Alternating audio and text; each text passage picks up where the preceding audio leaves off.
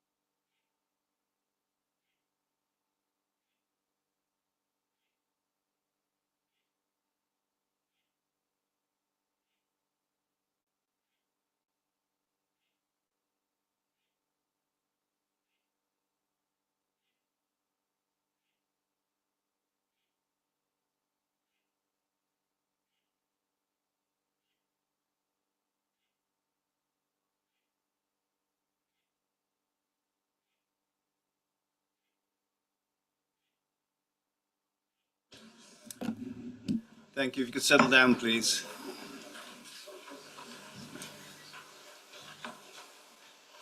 Excuse me, can we settle down now, please?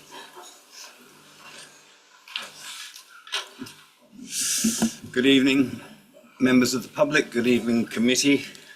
Planning North committee meeting. Just a couple of bits of housekeeping. We have a fire exit over there and a fire exit behind to the right here. There is no advice of any drill tonight, so if the alarm goes off, we'll leave the building calmly and quietly and make our way to the bandstand in the Carfax. Can you please make sure your phones are on silent or off? A reminder to committee, please, to make sure that you turn your mics on and off when you start and finish. The mic at the back will be on all the time. There's no need for members of the public who are registered to speak tonight to activate or deactivate that. It stays on for the duration of your speaking. Please come in.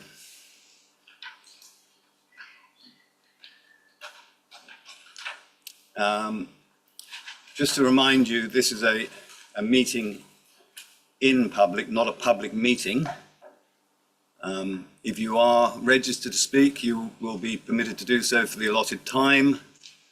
If you're not registered to speak, we would ask that you please remain silent and with no interaction with either the committee or the officers, please. So, that said, let's move on. Can the officers please introduce themselves? I'm Glovers, the applications team leader. It's Matthew Porter, Senior Planning Officer. Emma Parks, the Head of Development and Building Control. Claire Brown, Principal Planning Solicitor. Judy Carboni, Democratic Services Officer. Monica Balazs, Democratic Services. Great, thank you. Any apologies for absence? We have apologies from Councillor Nick Grant, Councillor Tony Hogben, Councillor Liz Kitchen, Councillor Clive Trott and Councillor Tricia Utan. Thank you very much. Hopefully members have had an opportunity to review the minutes from the previous meeting. Does anybody like to raise anything from those minutes? Otherwise, are we all agreed that I can sign them? Thank you very much. Any declaration of members' interest, please?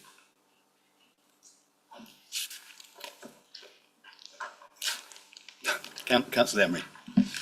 Yes, I wish to declare an interest in item 7, DC 241291, as a consequence of the analysis that I've undertaken into this application. I consider myself to be predetermined, and as a consequence, I will not be taking part in the debate or in the vote, but I do wish to speak after the public. Thank you, Councillor Emery. We will make sure that happens. And secondly, item 8, DC 240075, the church centre on the causeway in Horsham. I wish to disclose that my wife is a member of the parish committee. This doesn't cause me to be in conflict, but it just for absolute clarity, because I know it's the committee that put forward this planning application. Thank you very much for advising us of that. Anybody else? No? Okay, good. Thanks. I have no announcements. Appeals are in the pack. If anybody wants to bring anything up about that. I'm not sure. There is a correction, isn't there, to... I don't see it as being corrected in the pack. I'll just quickly point out DC 230980, which was an application for Holmbush Farm, did come to committee. The committee refused the application, went against the officer's recommendations, and the appeal was dismissed So that's just for completeness. Okay, let's get cracking. Item number 6, DC 231133 Highways Depot A24 exit slip. Can we have the presentation, please? Good evening, members. Members are advised that since the publication of the committee agenda, a further representation has been received, and it's querying the methodology of the transport modelling and the factoring of the former school site in the local area. So in response, West Sussex Local Highway Authority confirmed this afternoon that the education trips from the wider development are already on the local highway network, and they consider the growth factors associated with the application appropriate. So it's basically just resolved that technical query over the modelling. So this application returns to committee due to new material planning considerations since the 3rd of September committee resolution last year.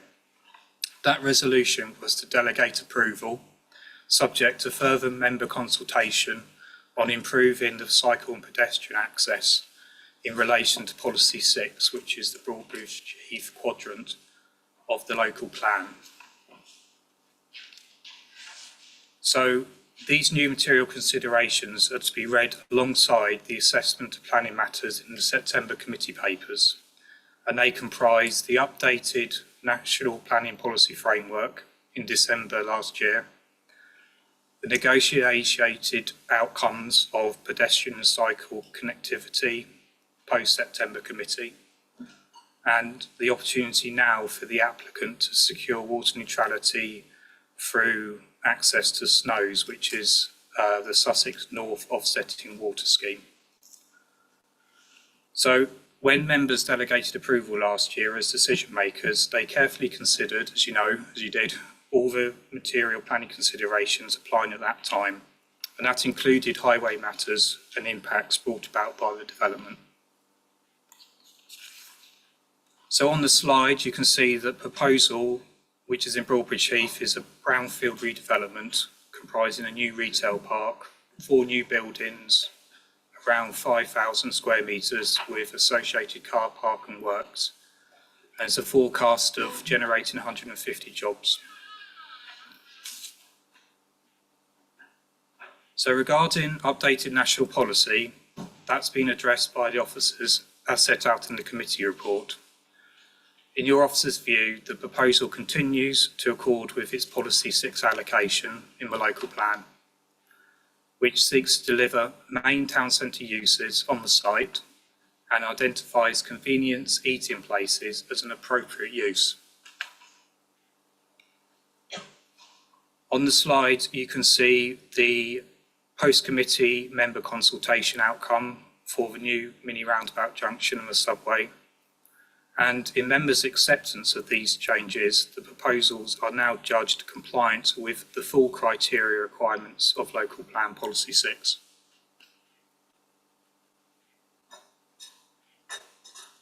So the officer report that's in front of you reflects the revised weighting that those new planning considerations have been given. In particular, paragraphs 97 and 125 of the updated National Policy Framework have been considered.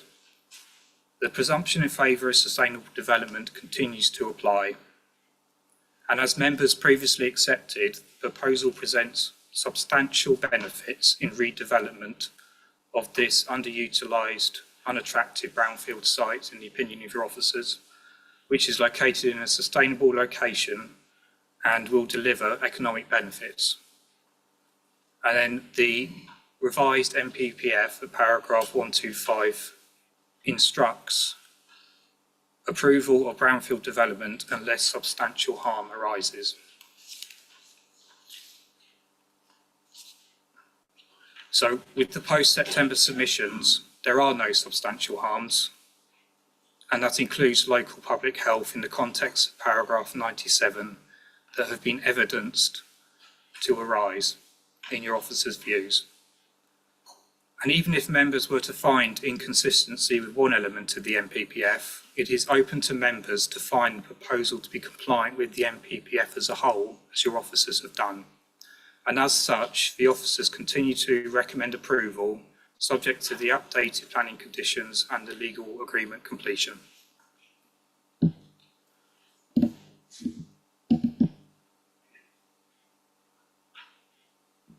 Thank you. We have two speakers on this matter. 2 minutes each. Please stick to time. We will hold you to it. Sarah Quinn.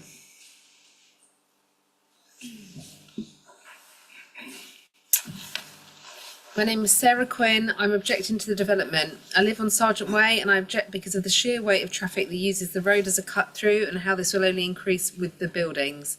When I attended the meeting previously, we were given traffic stats from 2021, which were incorrect and do not represent the levels we are dealing with daily. I have myself recorded the cars that have been going past my home on 2 random days. The first day, in the space of 20 minutes, I recorded 53 cars at 10 a.m. The second day, in rush hour, I recorded 63 cars in 10 minutes. You can see that there is a huge issue here. I've sent the footage to my local councillor. I've noted that on the planning portal, the majority of residents are objecting to the plans because of the increase of traffic, and even those in support have asked the council to consider closing Sergeant Way off first.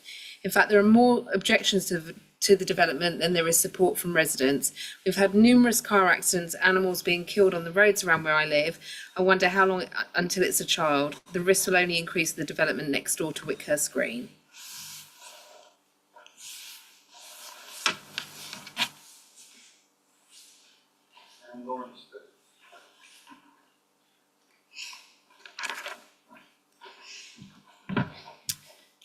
Good evening, I'm Lauren Stowes from Lambert Smith Hampton, speaking on behalf of the applicant West Sussex County Council in support of the proposals at Broadbridge Heath Highways Depot.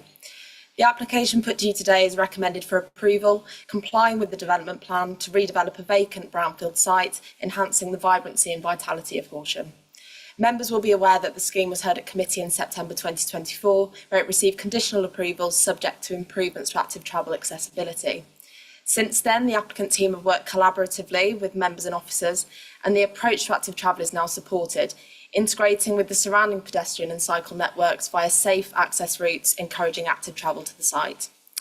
The site forms part of the Broadbridge Heath Quadrant Opportunity Area, identified in the local plan for a mix of uses, such as retail and convenience eating places. The proposals accord with this allocation, redeveloping an unattractive, underutilised brownfield site to deliver a high-quality retail scheme, complementing existing retailers in Horsham.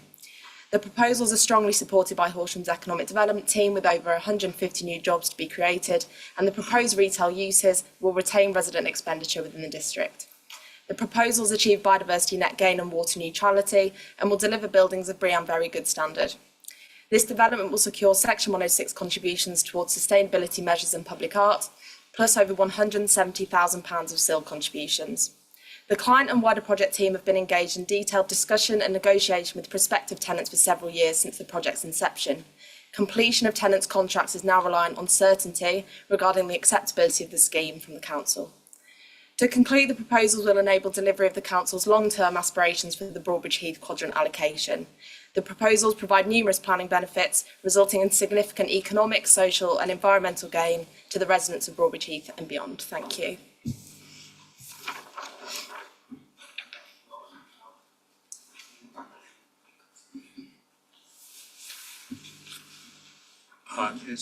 Just to reiterate, that obviously members spent a lot of time and careful consideration of highway matters back in September. We did have a transport planner present who helped answer some of the questions and hope gave reassurance about the validity of the modelling and matters around the data and the conduct of how that modelling was undertaken. Okay, thanks. Yeah, I mean, we have had this in front of us not so long ago, so I think really the objective here now is to focus in on the new elements. There's really only one, principal one. James, Councillor Brooks, as the local member, yours to kick off. Thank you very much, Chair.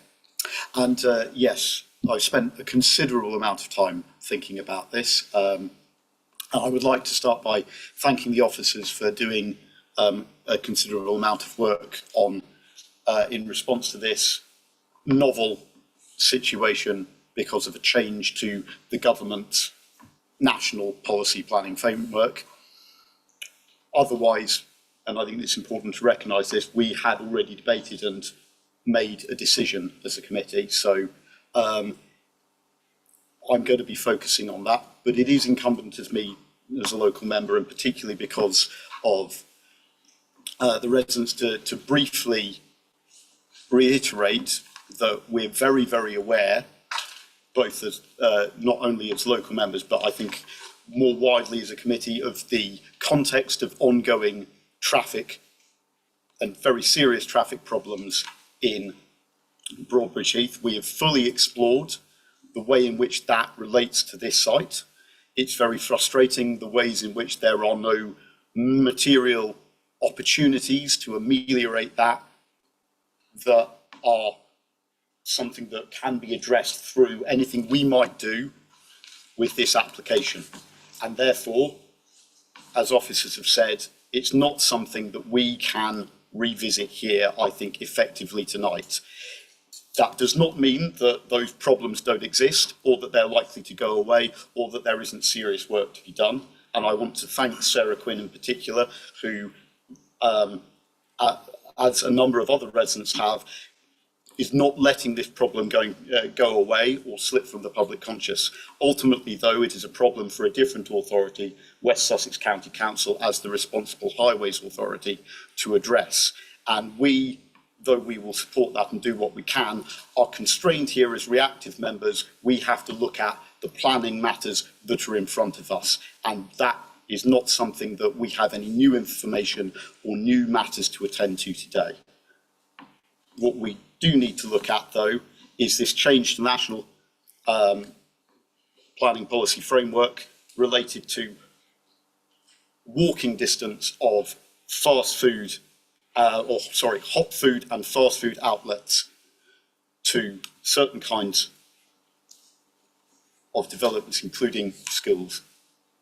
And I hope members have taken the time to carefully read, it's page 20 in the agenda document pack, what officers have written in response to these novel considerations. So, what do I have to say about this? Well, as a former teacher who has just by happenstance dealt with a serious safeguarding issue in relation to a pupil misusing fast food, I am, I think, unusually personally sensitive to the potential risks and harms that might exist from the proximity of this. So I might naturally be inclined to give it a pretty significant amount of weighting. I've also happened to have lived in the local area for a very, very long time, and I walked the distances around the site a great deal. So I have to say that the estimation as given at paragraph 6.6, that the secondary school, Townbridge House School, is approximately 1 kilometre and a 14-minute walk away via available routes, to be a little bit arguable. I think that there are those who might be able to suggest that actually it is easier to access the site. And the irony is not lost on me that quite a considerable amount of work that Councillor Fletcher, as a Cabinet Member for Planning Infrastructure, and myself did in subsequent to the previous committee decision about looking at access to the site for pedestrians and for non-vehicular access, precisely anticipated the use of the site by people who are going to be walking there. So I have some concerns about whether or not that is truly kind of reflected here. I'm also a little bit unsure of paragraph 6.7, which notes that given the proposed uses of the site, it's not designed to be a place for children and young people to congregate, given its proximity to major roads and lack of large areas of open space, nor is the retail park proposal designed to provide for a leisure offer. Well, that may well be the case, but anybody who has had any contact with children and young people since, I would say, the 1950s knows that there's a fairly large chance that young people will congregate around cheap fast food or restaurant facilities, regardless of what other leisure offers might be there. It's also somewhat disappointing that there's no mention made of the proximity of an HDC-owned leisure facility at the Broadbridge Heath Scaife Park, which is a short walking distance away, let alone the large car park areas, which, while they are explicitly not designed for young people to congregate, wouldn't prevent them from using it as such, and indeed there is some suggestion that is there. So those are all things I wanted to make sure people were aware, you know, of, and that form part of our considerations. And what weight we then give to that is the question, because we are weighing that against all of the other things that we've already considered and weighed and accepted at the previous committee meeting. There are very clear economic benefits to this. This is currently an entirely disused site that provides no benefit whatsoever to any community. It is essentially dead space. This provides, and I think that it's been well articulated by officers and by the speaker from the public for the applicant, and many residents are very accepting, in fact, very keen to see those benefits from the development of this site. There is no development of this kind that you couldn't envisage having at least some potential harm.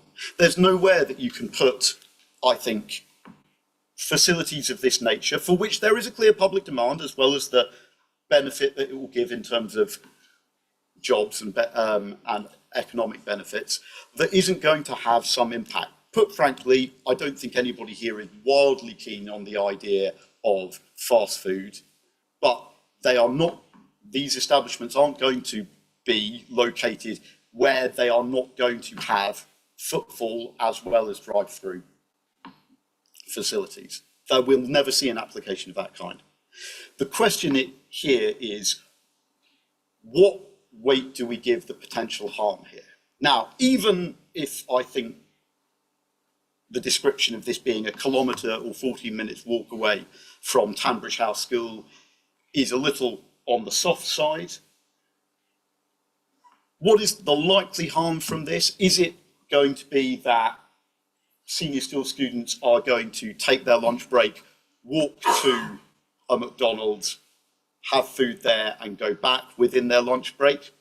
Is that any more of a risk than them using the existing opportunities that are in town to do something similar for their activities, for getting together, for eating food? And how big an additional question is that? I think I'm not sure, but that's not really a material planning consideration potentially. I'm sure officers will put me right on that one.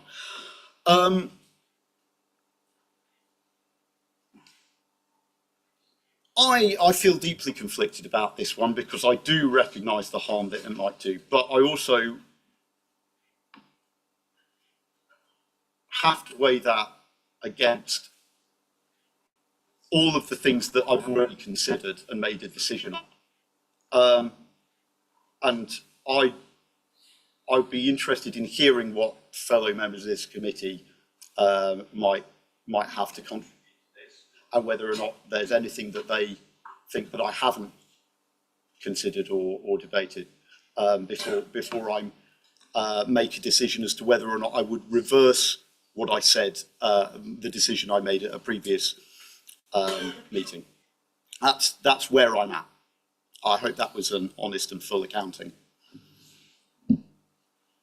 Yeah, it certainly was. Thank you, Councillor Brooks. We'll circle back to you for maybe a closing statement at the end. Would anybody else like to say something? Councillor Vickers. Chairman, I think Councillor Brooks has more or less covered everything that needs to be said. The bottom line to this is, do the benefits outweigh the possible harm? And in my view, they don't. Sorry, they do. The benefits certainly outweigh the harm. There is always some slight harm. We have often had difficult applications before this committee, and I'm pleased that the improved cycle access has been put in. I'm sure Councillor Fletcher agrees with that, and that Snowes is now making water neutrality acceptable. I will be supporting the officer's recommendation on this. I have heard those concerns expressed, and I understand what Councillor Brooks says about the distance to the secondary school at Tambridge. But on balance, I think this is a good application that provides significant benefits to the whole district. So I will be supporting the application. Thank you. Councillor Livingston. Good evening. Yeah. My concern is that we're going against the NPPF. It states categorically, local planning authorities should refuse applications for hot food takeaways and fast food outlets within walking distance of schools and other places. There is no other guidance issued to support that document. Using the London plan as a reference is not, in my opinion, it's justified. London is a high density. It'd be difficult to walk 400 metres in any direction without finding a hot food and takeaway. So I think, from my personal opinion, we should abide by what the NPPF is doing. It's stating that we should be refusing applications, and it's quite categorical, for hot food takeaways and fast food outlets. That doesn't mean the rest of the development has to be paused or anything. We're looking at that one item which should be taken into account. Now, children from Tambridge, some of them live in Southwater, Broadbridge and Southwater. They can easily walk home that way. They've got bicycles. We've just improved the cycleways, routes. So they are going to use it. Let's be honest about it. So why should we then go against the NPPF, which is advising us that we should not be giving approval for it? Thank you. Thanks, Councillor Livingston. Officers just want to say something quickly, and then I'll come to Councillor Fletcher. So just on the slide that's shown here, this is basically showing the authorised pedestrian and cycle route in the immediate area.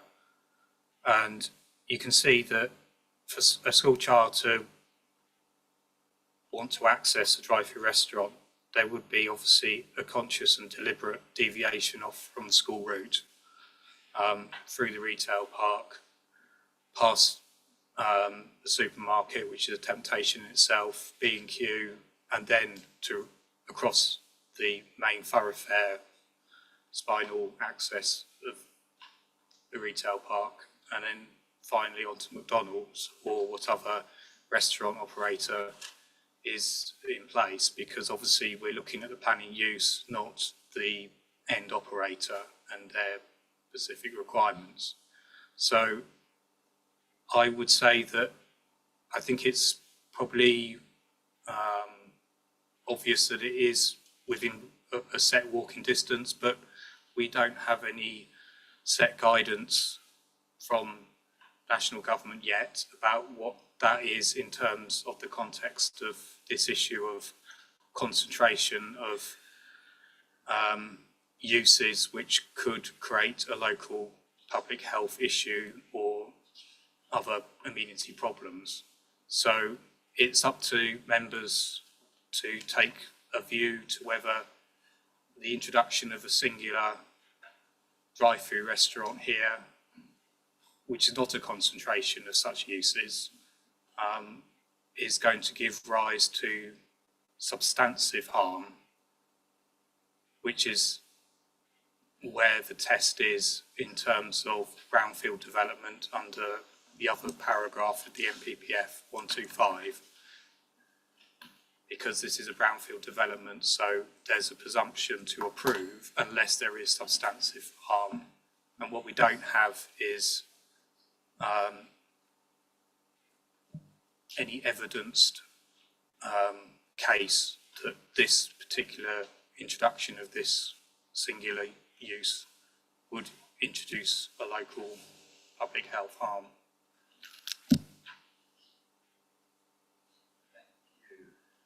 Councillor Fletcher. Thank you very much. As Councillor Brooks said, we had essentially decided that we were accepting this application. It was delegated for approval subject to looking for improvements to the active travel. It's still disappointing, it could have been better, but we've basically reached a position of agreement on that. So it is the fast food and hot food takeaway and fast food outlet issue that really is the one we have to look at here. And I agree with Councillor Livingston that we obviously need to really seriously consider the wording in NPPF. But I do find that this puts us in a very strange situation, because we're in this short time window between the wording of the NPPF coming out and the planning practice guidance coming out. And I genuinely think that if you take the wording of the new NPPF completely at face value, with sort of all the common usage of the words walking distance and town centre, you could get yourself into an incredible tangle of not being able to permit things practically anywhere. It's really right that we should be trying to have facilities within walking distance. What's walking distance? It does vary according to different criteria. So quite often we talk about walking distance being a mile or a mile and a half, and this is clearly much closer than that to Tanbridge School. I agree with Councillor Brooks that the blue route that was shown on the screen is not the route that a school child or anyone else would take. And when you look at it on Google Street View, I could get it down to sort of probably about 800 metres from the back gate of Tanbridge School, which is where they've historically let kids out. It's, what's the definition of a school here? There are going to be preschool things all over the place, but those children are not going to be spontaneously going off and buying fast food. So it would be a nonsense to take NPPF absolutely at face value on that as well. So I feel very uncomfortable about the idea of us going around and saying 400 metres is walking distance as any widespread definition within the council, because that would be giving up to car dependency and assuming that nobody can walk to anything. But in this particular instance, when you're looking at these types of outlets, it might actually be a reasonable distance to be considering.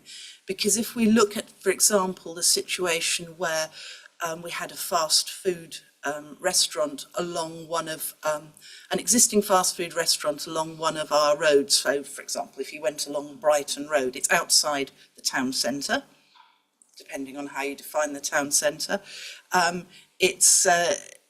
Are you going to say you should decline a planning application if the operator of that sui generis fast food restaurant changed? I don't think that would be reasonable at all. So I think the officers are right that they have to take a value judgment here in the absence of stronger guidance from the government. And I'm not particularly happy about it, but I think that on balance, I'm inclined to support the recommendation in this case. Thank you, Councillor Fletcher. Sorry, Councillor Sweeney, I'll come to you next. Thank you, Chairman. Yes, I just have a question, perhaps for the officers, focusing on this hot food restaurant that we're, fast food, hot food outlet restaurant that we're talking about. And I'm interested in the extent to which this facility might be a magnet to school children, because we're talking about, you know, them going and spending time there and that type of thing. And I think that also is dependent on how available that facility is to entertain customers to actually stay in and spend time. I mean, it's being described as a drive-through or as a takeaway. I'm just wondering to what extent, if we know, are there eat-in facilities and how many tables there are? Because maybe it's really not the kind of place that children would be able to really loiter around. I'm just curious if you know. Thank you. So, well, what the planning decision system is there to do is to consider the use rather than the end operator.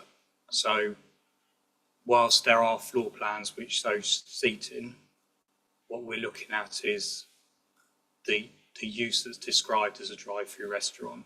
So, principally, the custom will be the drive-through element and seating will be ancillary, and there's no means by which we should be determining the appropriateness of that use in principle based on, well, there's X covers or what Y TV screens to encourage youth.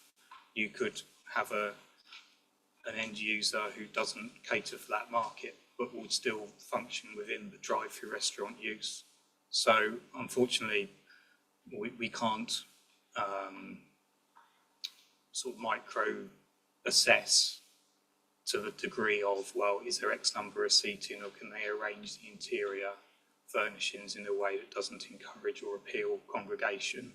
It's the use that we're looking at. Thanks, Matt. Councillor Frank. Thank you, Chair. Just want to give my thanks again to the officers for their work here, and to Councillor Brooks as well for your thoughts on this. I just wanted to give my experience as a current serving secondary school teacher. I think I'm going to make myself unpopular here, but since I am a teacher, I'm used to it. But in terms of the school in which I work, there happens to be a hot food establishment, takeaway, right next to it.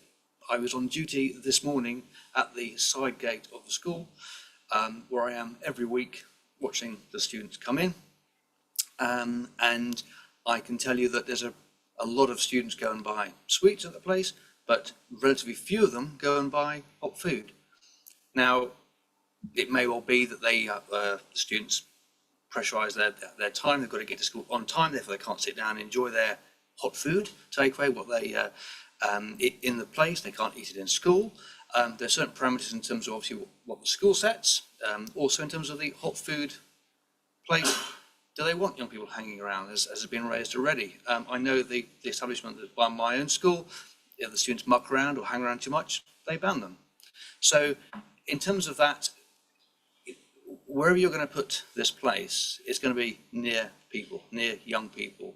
And where we're talking about here, if students make a deviation to it, or they're in danger of making themselves late for school, etc., they've got to get to a certain place at a certain time. They won't be allowed out of school during the school day to do it. We don't have a sixth form at Tambridge House School, so therefore the students that are there need to be in the school site the whole time. There's plenty of opportunities in the rest of Horsham town to buy unhealthy stuff, let's face it. So I just wanted to give my experience here of saying that I, in balance, would be supportive of this proposal in terms of that. Thanks, Councillor Franks. Councillor Mercer. Thank you, Chairman. We're dealing with the concept of the walking distance, aren't we? Which, as described in the report, is one that is not well defined in planning terms. It is defined in other places, for example, and this isn't particularly helpful, but in the 1944 Education Act, walking distance of an accompanied 7-year-old to school is 2 miles. And the walking distance for an accompanied 9-year-old is 3 miles. That's because in 1944 people walked a lot more and people were more used to it. If you look up the definition of walking distance on Google, it says that it is widely accepted for research purposes as being, in American terms, 440 yards, and in continental terms, 400 metres. And for me, I think that is a perfectly reasonable and acceptable standard to take, and I think it's reasonable of the officers, particularly since it has been used for planning purposes in other places, to take that as the standard. You then come to, okay, so if the distance is reasonable and it is more than that distance, you then come to what is the likely risk of harm in terms of health? And I'm also, though many more years ago than Councillor Frank, I was a serving teacher at one point, worked in secondary schools, and secondary schools control the access and exit of children from their site. They control the reputation of their school in the local area. If local shops or others complain to the school about the behaviour or the other activities of their pupils, the school takes action in relation to that. Quite often children may not, in some schools, children may not leave the site without specific permission from their parents to go home for lunch or whatever it happens to be. So for me, I do not see that there is, in any sense, a risk to health of these young people in a normal environment at a school. So for me, I think the officers have assessed this mitigation appropriately, and I support the recommendation. Councillor Mercer, anybody who'd like to add something new? Well, we'll circle back to Councillor Brooks, and then I will be ready for a vote. Thank you very much, Chair, and I'd like to thank all the other members here for sharing their thoughts and their insights and experience, which I do think were relevant to this and to weighing up both the paragraphs that we have to consider here, paragraph 97, but also paragraph 125, which explicitly sets the test here that we need to meet, which is that we should be inclined to improve unless substantial harm would be caused. And that substantial harm bar is what's been in my mind. I think, and I particularly thank Councillor Frank for their observations and their input. While I see potential harms and I see some downsides to this, I don't feel that it does meet that bar of substantial harm. So Councillor Livingston's concerns about us making a decision that contradicts part of the MPPF, I think are, worth considering. But I don't think that what we're looking at here does meet that substantial harm bar, and therefore I'm also minded to support this application and to proceed to a vote to approve it. So, thank you. Thank you, Councillor Brooks. Well, unless anybody else wants to say anything, I suggest we move to a vote to approve planning permissions subject to appropriate conditions and the completion of a Section 106 legal agreement. All those in favour?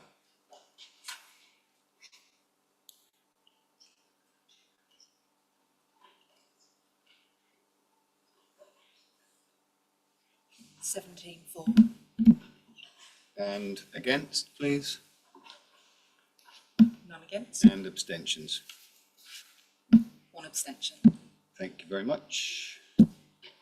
Motion is carried.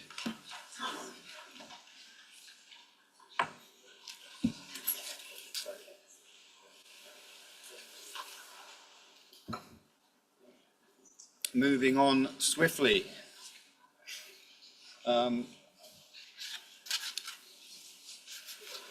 DC 24-1291, Holbrook West, Fivens Greenhouse, North Heath Lane.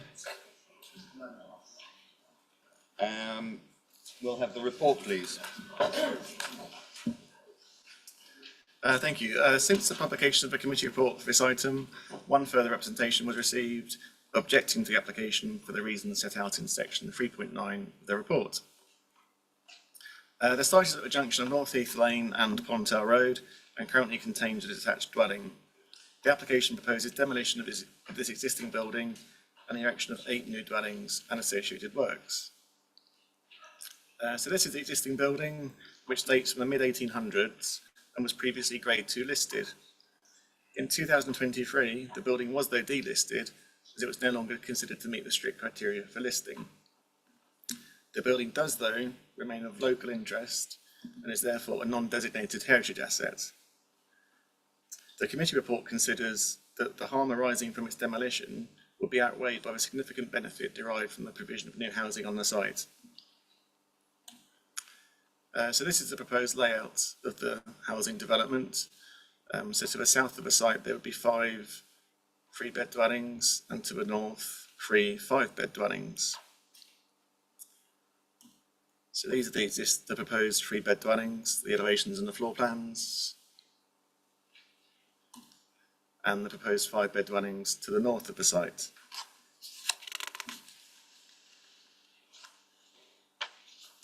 To give you an idea of the immediate context, this is an aerial photo of a site from 2015, with the green star showing what was previously the garden of the existing property. This was, though, developed to provide 11 dwelling houses, which is contained within the green line on the current slide. The layout of the proposed development would reflect that to the south of the site, with a design in relationship with surrounding properties and land considered acceptable. The layout also allows for the retention of existing visually important planting around the site, with water neutrality secured through the recommended conditions and legal agreements. In terms of access, the Highway Authority has raised no objections with the proposed arrangement considered acceptable. The application is therefore recommended for approval as set out in the report.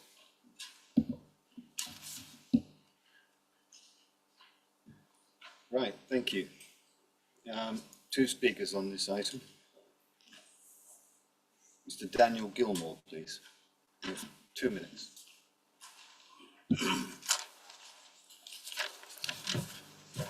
Good evening, members and officers. I speak as the applicant. Firstly, as always, I'm sympathetic with the residents who have concerns, and we must appreciate that there is a national housing crisis. Horsham doesn't have the 5-year housing supply we require. Utilising suitable sites for housing within the residential boundaries, such as this one, help to preserve our countryside. Sites like this are rare. It is an underused garden in an area surrounded by housing. We've worked very hard to retain the existing street view as a remembrance to our rural past and taken great effort to preserve as many trees as possible, especially the mature and established ones, which has meant that the layout had to be changed in order to retain them and preserve the root protection zones. Regarding access, the roundabout is designed as a 3-leg roundabout, and the current house access proves difficult and dangerous, causing confusion to other road users. This proposal removes the current vehicle access from the roundabout, allowing it to operate as a 3-leg as designed, in turn improving safety. As a result of both the tree preservation and the roundabout improvement, we are now proposing just one access. There has been concern raised as to overlooking the Bowls Club. This is not possible. The only area that is possible to overlook is the Bowls Clubhouse roof. We considered more intense land usage with higher buildings and alternative uses for this site, but personally, as a member of the Horsham public the whole of my life, we've approached this project in a sympathetic way to provide the best in the way of public interest while doing the best we can for this great town that we love and enjoy. I'd ask you to support this application this evening. Thank you. Thank you, Daniel. And Peter Rainier, please.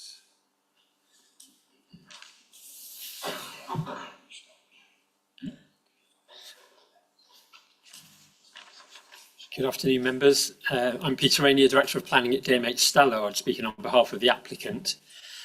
From a planning point of view, I think there are 5 key considerations to this application. The first one is the existing building, which is of limited historical or architectural merit. It was delisted after very careful consideration by Historic England, and the scale of harm from the loss of that building is low and outweighed by the significant benefits of the scheme. Secondly, the character and appearance, the proposed scale and layout of the scheme would reflect the neighbouring development, and the proposal would be well contained within existing boundary screening and not have an adverse impact on the character or appearance of the area. Thirdly, residential amenity. Neighbouring dwellings are adequately protected with good separation distances in all directions, and the proposal would not result in unacceptable harm. Fourthly, highways and access. Crucially, the local highway authority do not raise any issue with the scheme and say that it would operate safely on the highway network. There's no justifiable view to take an alternative view. Other matters such as water neutrality, biodiversity, net gain, sustainability and climate change are all satisfactorily addressed in the application and your officer's report and suggested conditions. And that leaves you with the final and key issue, dare I say the most important consideration, which is the fact that we do have a housing crisis, and this is a policy compliant scheme providing 7 additional dwellings within the built up area of Horsham that accords with local national planning policies that requires applicants to make the best use of sustainable sites such as this, particularly when the council is unable to demonstrate a 5-year housing land supply. So I trust you will support your professional officer's recommendation and resolve to grant planning permission. Thank you. Thank you, Peter. Do you want to? Nothing to respond to. Councillor Emery, you would like to make a statement before you leave the room? Thank you very much. Firstly, I would like to thank officers for the work they have done in preparing this application for consideration by this committee. I'm also grateful to the developer for inviting me to view the development and to discuss the concerns from residents in Holbrook West who have raised those with me. I would highlight that there have been 35 objections to this by local residents.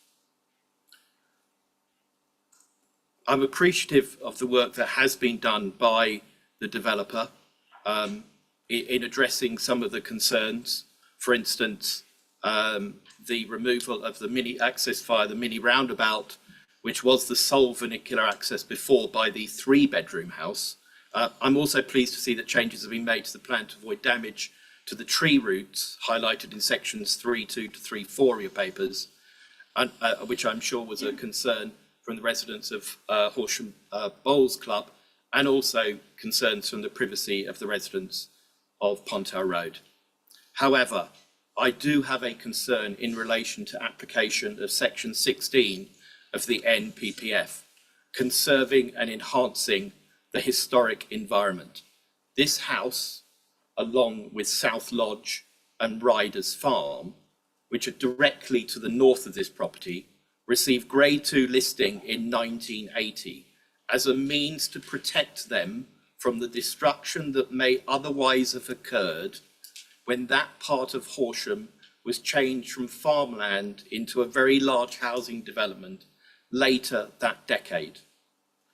I've studied the West Sussex County Council archive, and the first reference to this property can be seen on the 11th of October 1833, when it was sold by the Hurst family estate to Henry Hammond. At that time, it was probably 2 farmhands' cottages for those working at the nearby Ryder Farm and Park Farm.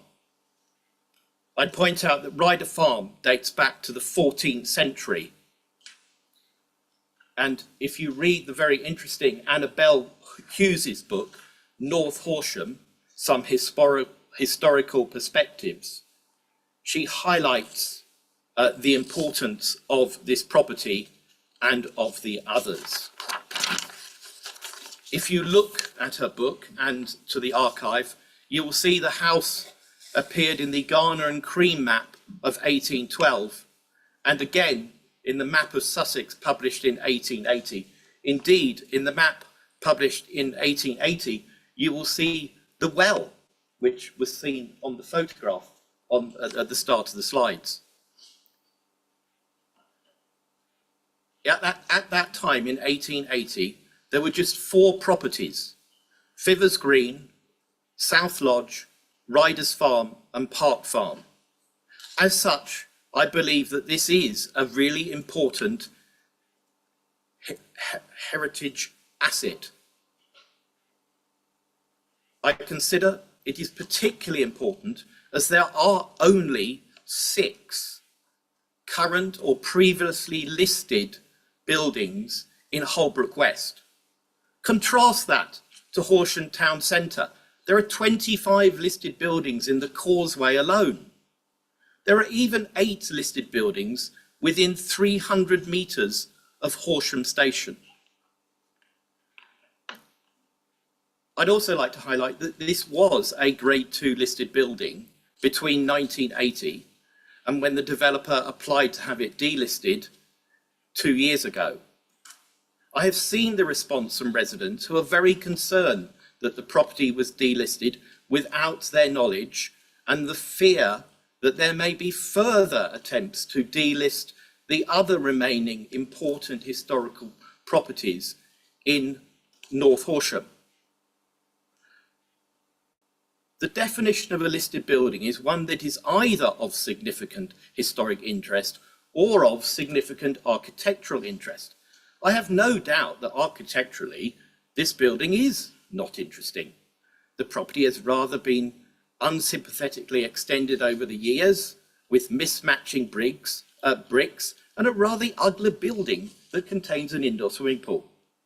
But it certainly is of historic interest to the people of North Horsham, and I would question whether Historic England made the correct decision when they decided to delist the property requested by the developer. In this case, the planning application to remove the building, so MPPF requires a balanced assessment having a regard to the building. Clearly, in this example, the entire building is to be destroyed in its entirety. There will be nothing left, and members are required to consider that in the balance. I do acknowledge that there is a 5-year land supply issue. We do not have a fully approved local plan, and there is an absence of a North Horsham Parish Council neighbourhood plan, and this may lead to officers recommending that this application is accepted. However, I would like to highlight that the Mowbray development of 2,750 homes is less than half a mile from Fivers Green, and that in this context an additional 8 full market houses is of little consequence to the need for additional homes in Horsham. In conclusion, I would encourage members consider a rejection of this application on the grounds that it is a property of non-designated heritage asset and is of particular interest to current and future generations of Horsham. Thank you. Thank you. That's quite interesting. We'll just wait for you to depart.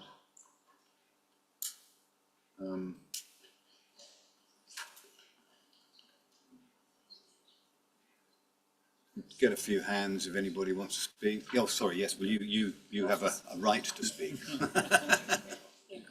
Yeah, yeah. We'll just get the officers reply. Yeah, just to pick up on a few points there. The building has been delisted, and that's not a decision we can revisit as part of this application. Historic England didn't feel it met the criteria for listing, and that's where we are. We are recognising that the building is of some historic interest, which is why we're considering it as a non-designated heritage asset. And that then leads to a balanced judgment being made as to whether the benefits of housing on the site outweigh the loss of the building, which in our view it does. It's also worth noting that although demolition is development, the building could be demolished through a prior notification procedure, and that prior notification procedure allows the local planning authority to consider the means of demolition and how the site is going to be restored post-demolition. So it allows us to consider the amenity impacts, but not the visual impact arising from a loss of a historic building. So my concern would be that if we resist the current application because of loss of the existing building, that reason for refusal is so easily circumvented as to delay development rather than prevent it. So it's very much a non-designated heritage asset where the benefit of housing outweighs its loss. And it's also worth noting that condition 3 of the recommendation does require a historical record of the building to be created and deposited for future reference.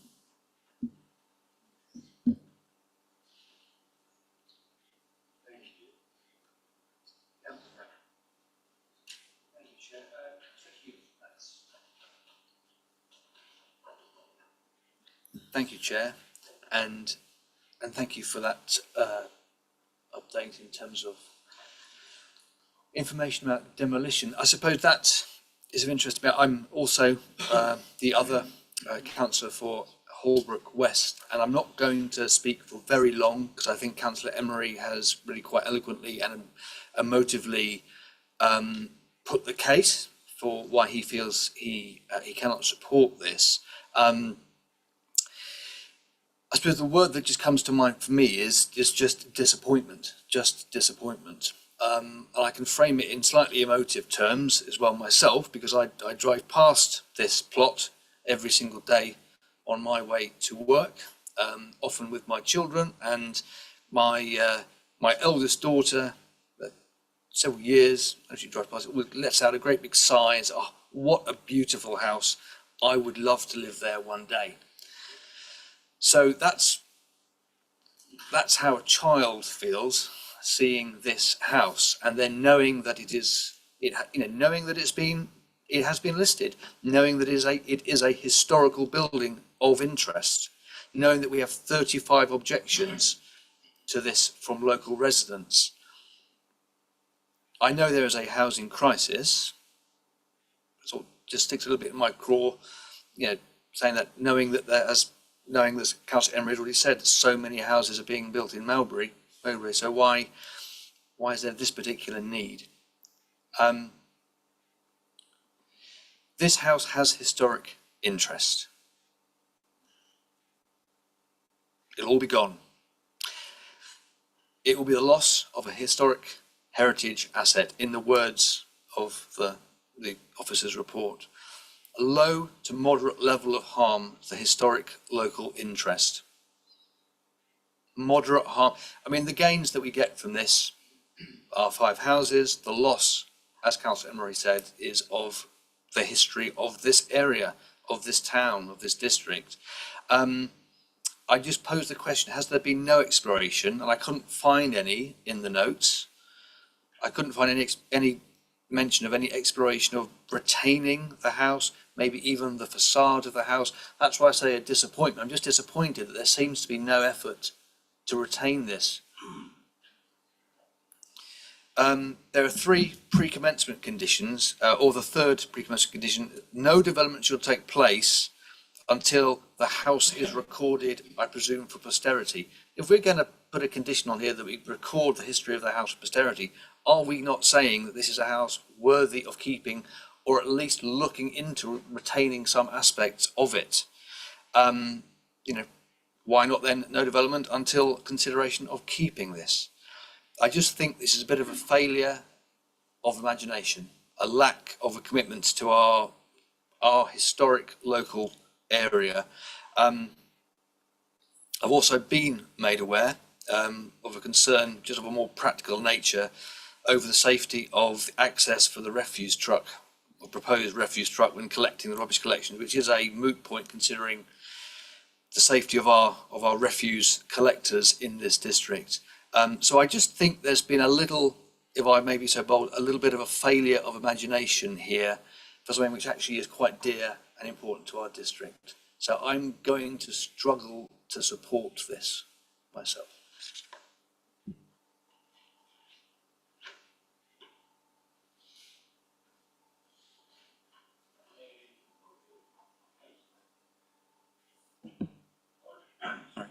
I wonder if I could ask the officers to go through the access to the site, which I believe, as one of the applicants outlined, has been changed very recently, and what the final proposal is. Thank you. Thank you. Yeah, so the current slide shows the original submission. As you can see at the top of the site, there was an access off Pontel Road, which would have served 2 of the 5-bed units. And the access onto the roundabout would have served the house in the northeastern corner of the site. Although there was no particular highways objections to that arrangement, it would have impacted on the landscaping around the site. So following discussions with the applicant and the council's horticulturalist, that was amended, which resulted in the resiting of the northern 3 units. So it's not as clear a slide, this one, but the access to Ponto Road is removed, and the access road in the centre of the site now leads off the bottom access onto North Heath Lane. So this is the current scheme of the decision.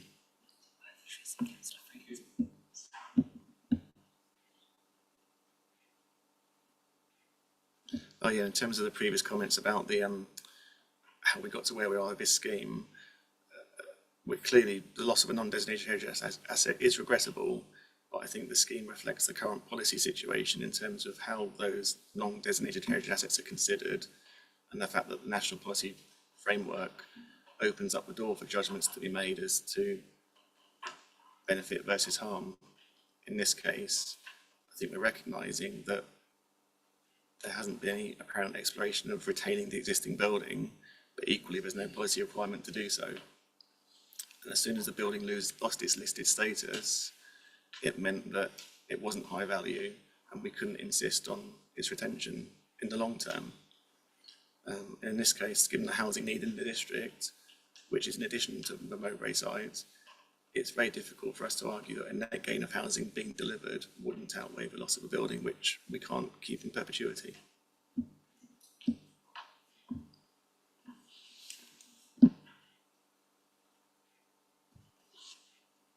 Councillor Vickers. Excuse me, Chairman, thank you. Paragraph 6.4, Heritage Officer's comment was that the building was listed in 1980 and delisted in 2023 because it was irreversibly altered by the level of alteration and extension such that it no longer met the strict criteria for listing. I thought listed buildings couldn't be altered or extended without listed building consent. But I'd like to understand how it got delisted because it didn't meet the criteria for listing any longer. If it was worthy of listing in 1980, but was delisted 20 years later because it'd been extended, I didn't think that was allowed. 42 years later, 43 years later. It's difficult to speculate. It may well have been that a series of incremental changes took place internally and externally, which couldn't be enforced against or we didn't know about, and became lawful over time. So I think it's probably incremental change over time which led to it becoming less important.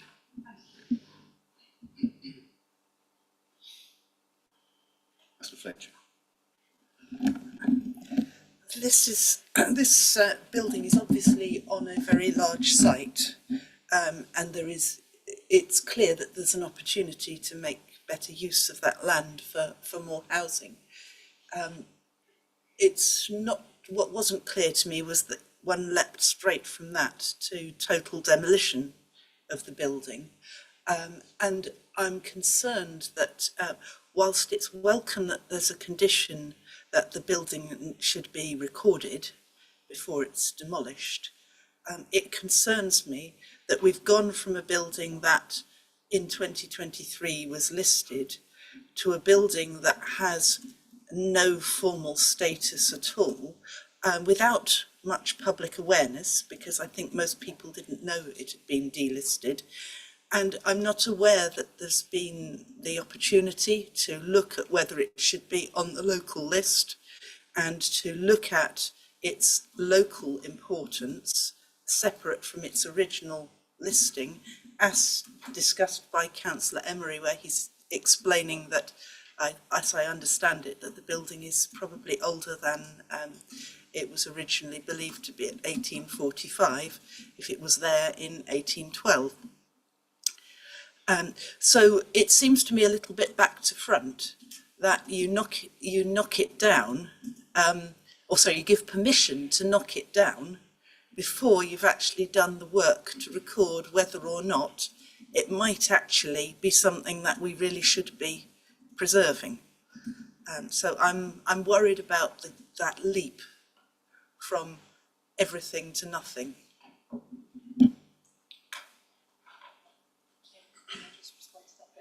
Yep. Just to advise members, it's difficult with these sorts of schemes, but we're not here to assess what we would prefer to happen, and I think that's what we need to be mindful of. And there's no policy requirement to go through a process of exploring conversion of the existing building when it's not a listed building. So I think whilst that might be what we would like to happen, we have to consider what does national and local policy say, and what is that process. And I think officers are of the view that there's no requirement to explore the conversion of the existing building and demonstrate, for instance, that's not viable before turning to the proposal before you. And obviously officers have weighed that in the balance. And in terms of any further weight that might be added locally to it, clearly our conservation officers are fully aware of this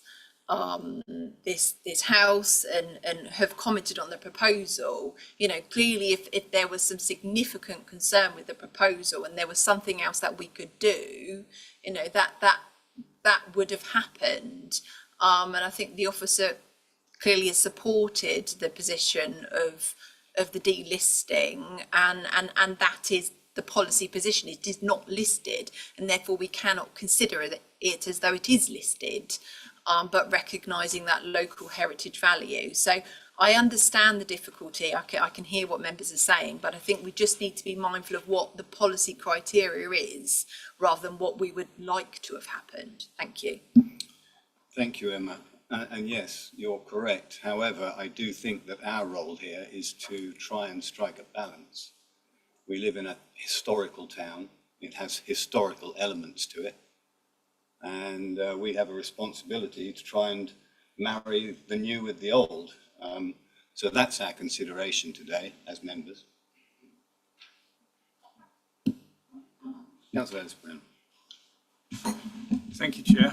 A couple of points from me. 7 houses is not going to make a great deal of difference to our housing supply.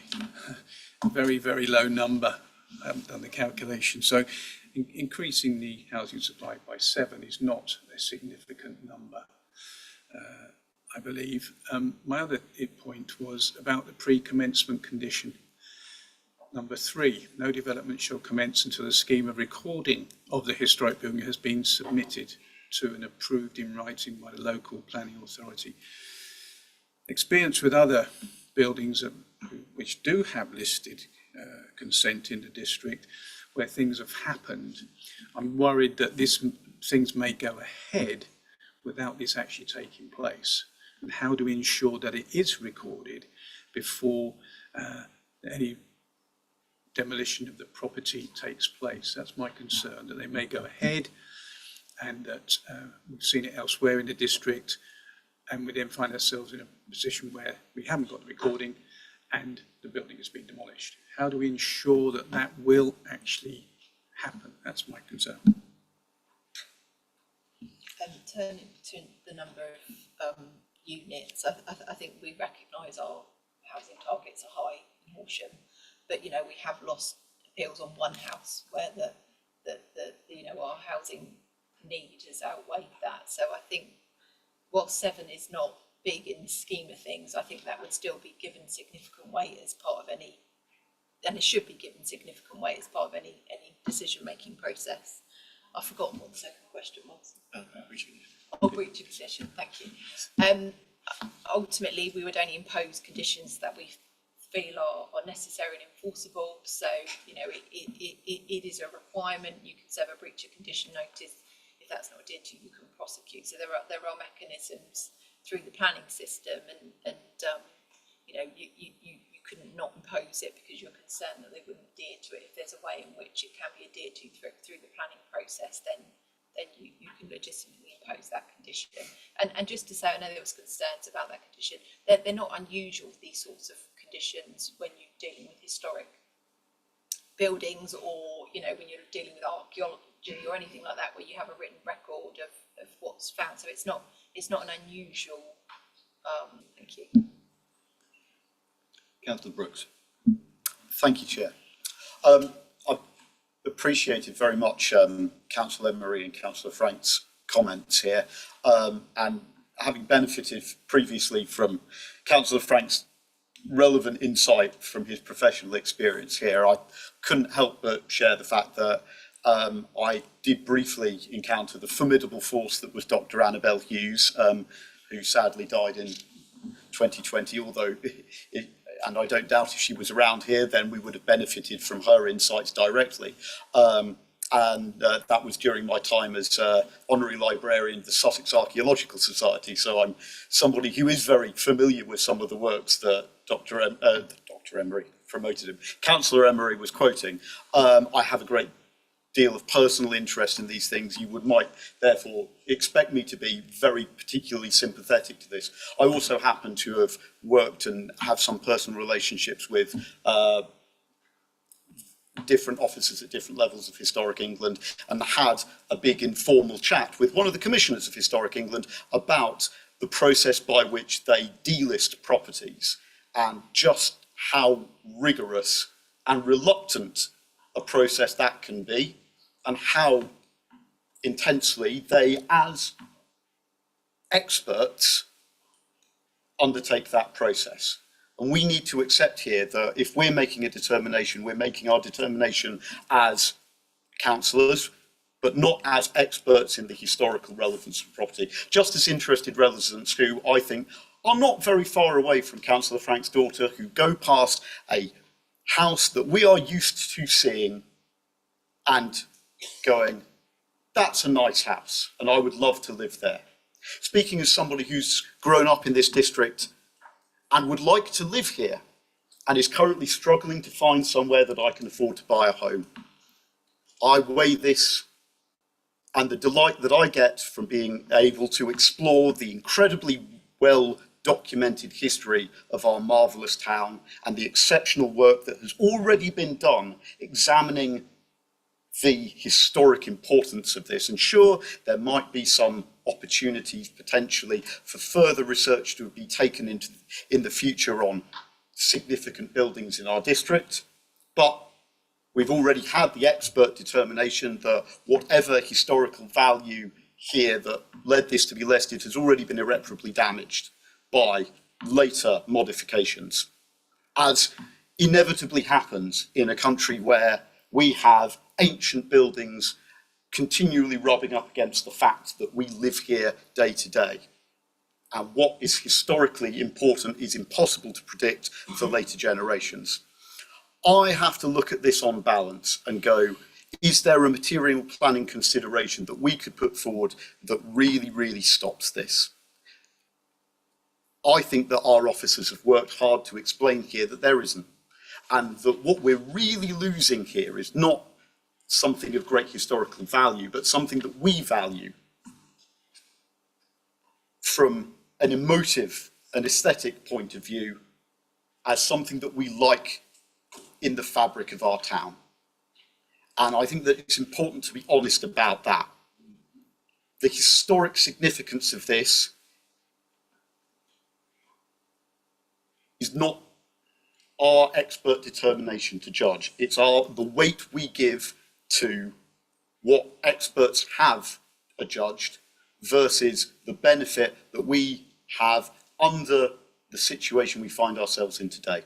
And I really, really want that to be clear in people's minds as the determination, because looking at it, I share profoundly that sense of disappointment. I should love to save every historic building that exists, but that is not living in a real world. And I can't really see here on balance that there is significant enough grounds for us to actually justify refusing this application. And I note that, you know, we have visited these questions repeatedly in the application related to a grade 1 listed building in Field Places Committee decided against the recommendation of officers because they felt that public benefit outweighed the importance and the consideration of the historical nature of that site. I think Shelley's birthplace is unfortunately, inarguably, a more important site than this. We do have discretion to make these decisions. We do weigh public good and public benefit. I just think it's important for us to recognise that we are sometimes capable of conflating emotion with expert opinion here. And I think it's important to recognise the distinction. That's all I have to say. Thank you, Councillor Brooks. Councillor Livingston. A very quick point. This proposed development is looks to be a congested, cramped development. I'm just wondering, has the West Sussex County Fire Service been approached, or have the developers provided any information with regard to fire tender access? Has a sweat path analysis been provided? Does it meet the approved document B requirements? Just want confirmation that has been done, please. Thank you.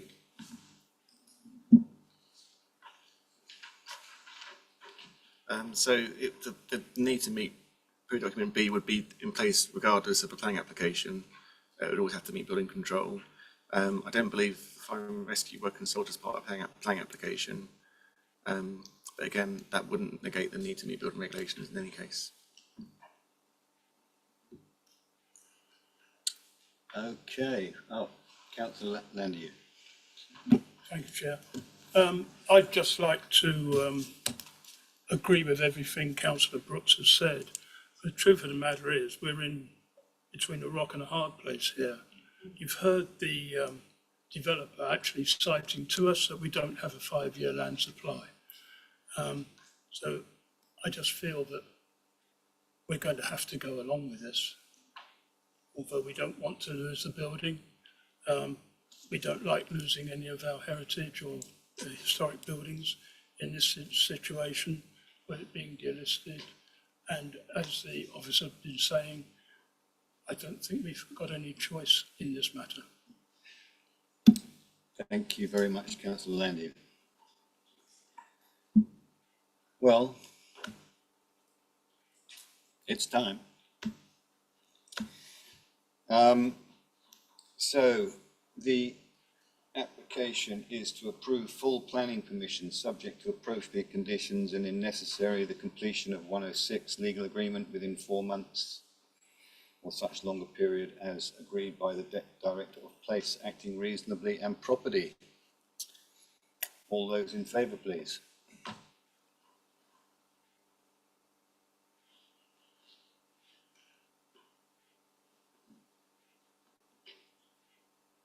It's 12-4. And against?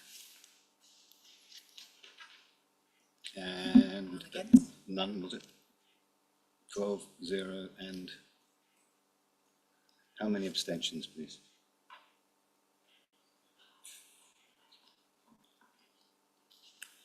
Five abstentions.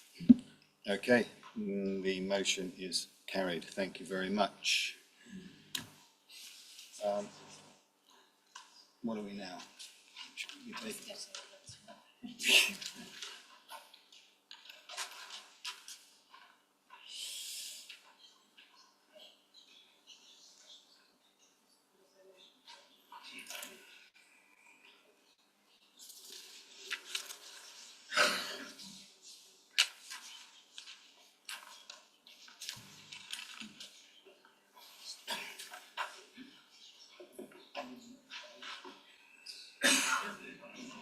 Right.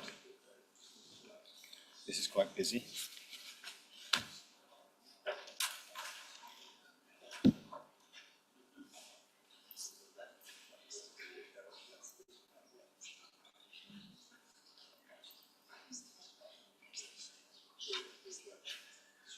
Uh,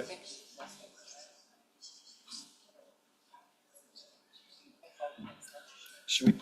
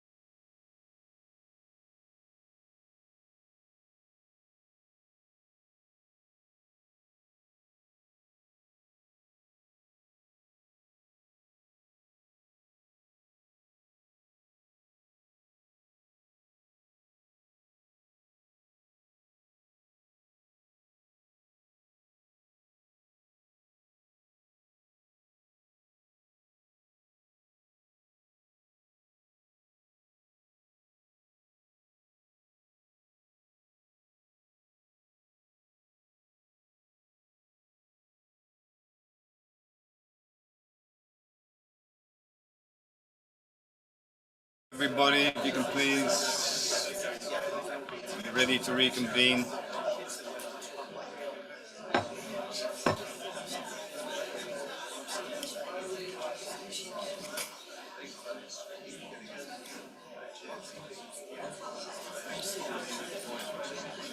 Please, can you please take your seats now? We're ready to reconvene.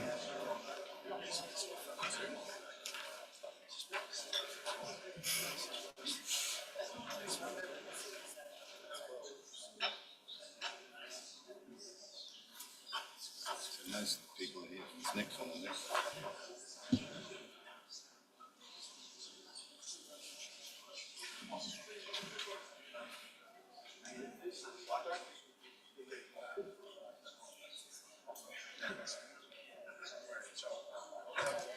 Okay, settle down now, please. We've got a number of speakers on this next item, so we've still got a bit of a distance to travel yet. There are actually 7 people listed to speak. So the first 6 of you will have 2 minutes, and please stick to time, or you will be held to time.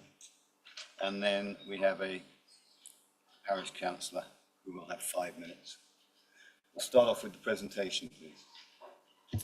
Thank you. Since the publication of the committee report, a further 2 representations have been received objecting to the proposal for the reasons set out in section 3.9 of the report. The application relates to the church centre on the western side of the causeway. The existing building is Grade 2 listed and used for a variety of community-related uses, including for external hire, youth groups and exercise classes. This application seeks to use part of the building as a preschool, which would be operated by St Mary's School. The preschool would operate between the hours of 8:30 and 3:30 Monday to Thursday and 8:30 to 12:30 on Fridays for 37 weeks of the year. There'd be no preschool use outside of these times, after which the building would still be used for community purposes. The use would be for up to 30 children, aged between 2 and 5, with 6 staff. The application includes a noise assessment, which establishes the existing background noise levels at the site. This, together with the existing use of the premises and the proposed operating hours and scale of the use, is considered sufficient to ensure no unacceptable noise disturbance would arise from the proposal. In terms of highways, against the backdrop of an existing community building and given the proposed scale of the preschool use, the proposal would not be anticipated to generate a level of traffic which would be harmful to either amenity or highway safety. In order to better control the nature of the proposed preschool use, it's recommended that condition 4 of the committee report be amended with the proposed wording now set out at the bottom of this slide. The amended wording would essentially better reflect what's being proposed in terms of a floor space, the number of weeks per year, and the number of pupils that could occupy the preschool at any one time. It's considered that subject to this amended condition and those set out elsewhere in the report, the application is acceptable and is therefore recommended for approval.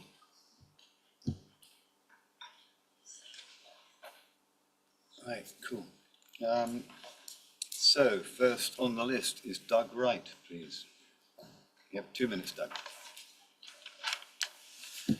Good evening, councillors. I speak on behalf of the owners and occupiers of number 31 Causeway, which is the neighbouring dwelling which is located to the south of the application site. The main area of concern arises from the proposed use of the application site in the increase of noise. As stated, number 31 is adjoined to the south of the application site, and little has been discussed over the impact the use would have upon the occupants. The planning statement mentions the use of the centre in the Manor Royal, which abuts the private amenity space of number 31. It is further stated that there are no noise complaints from the existing use of the site. This is in fact untrue, as the occupants of number 31 have made noise complaints on various occasions to both the council and the church, to which discussions with the church have failed to find any solution. Whilst it is simple to consider that the occupants bought a house next to a community centre, however, due to the fact that the former owner of number 31 owned both buildings, and given the age of the buildings, The walls between the application site and number 31 is mostly a single skin of brick. As such, there is no soundproofing and the use of the hall can be clearly heard within number 31. Nothing was made of this in the noise assessment or the officer's reports. Additionally, nothing has been mentioned of the flue from the centre, which opens into the private amenity space of number 31, which creates noise and odour. Therefore, the increase in use would create further noise and odour to an unacceptable level. This arrangement should be changed. The application refers to the preschool having 30 children. However, there is a clear capacity for additional numbers and there is no formal means to limit this number. Should the numbers increase, this would further exacerbate the noise levels. As such, should you be minded to approve the application, it is imperative that additional soundproofing measures are put in place to mitigate the additional noise that would be generated. Without exaggeration, the occupants of number 31 consider the proposed use of the site without these measures would make their house unlivable. It is therefore respectfully requested that additional thought is given to the use of the site in terms of noise and numbers of children. Thank you very much. Thanks, Doug. Ruth Shirley, please.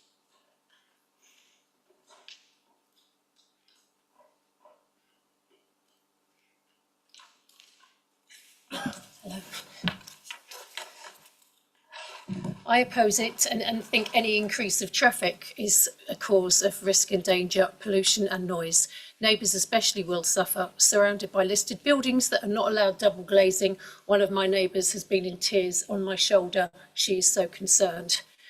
Why, when the council over 20 years ago discussed with us when our residence was being built next door to the supposed place of the nursery, we were absolutely told that there was going to be no encouragement of traffic into Horsham town centre at any time in the future.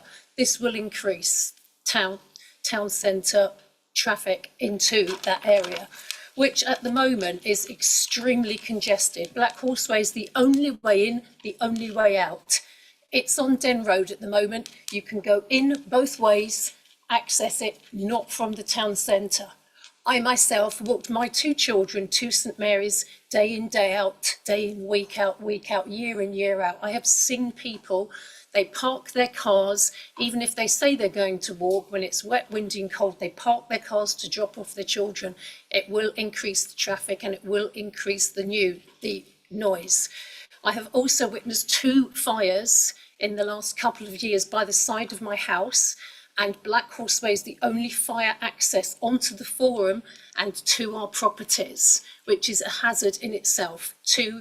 Literally two fires within the last few years. Also, my parents who live adjacent to the barn are concerned about the noise, and they witnessed an accident just 2 weeks, and I have the police collision number of 154023. This is going to cause issues. This is a safety hazard. There is a nursery already in place down a much more sensible, viable, less hazardous road. And it's not in Causeway. Causeway is historical interest. It's on the walking historical route of the town centre. It is most famous and most inappropriate. So I do please ask you not to pass this. Thank you. Thank you, Ruth. John Newman, please. Good evening. So my name is John Newman. I'm a neighbour directly opposite the barn at number 15 Causeway, and a former director of an acoustics consultancy specialising in schools and the health impacts of noise on the community. The operation of a nursery in the barn represents an exponential step change in the period, the level and the character of noise exposure directly into a unique residential neighbour with no sound insulation. Conditions of any planning approval should be that internal sound insulation testing is undertaken, a noise management plan is adopted, and acoustic mitigation is installed such that in no circumstances will the received noise from a nursery exceed the World Health Organization and Institute of Acoustics Pro PG guidelines of 35 decibels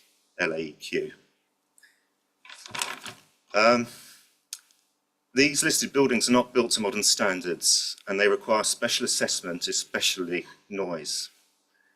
Full-time nurseries typically generate significant and varied noise. The more children, the more noise, and it's not linear.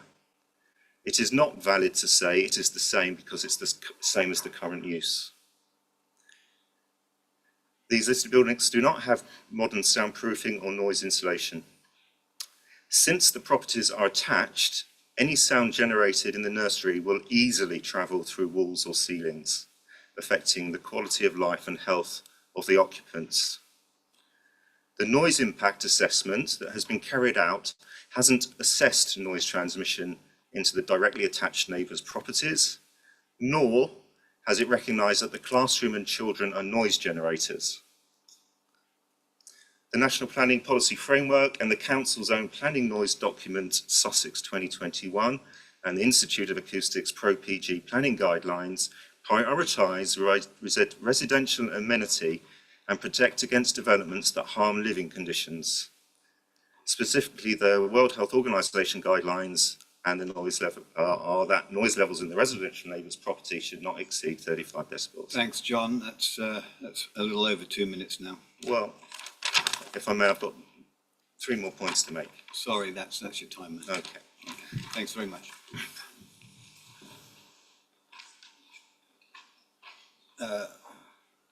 Reverend Sam McGuinness, please.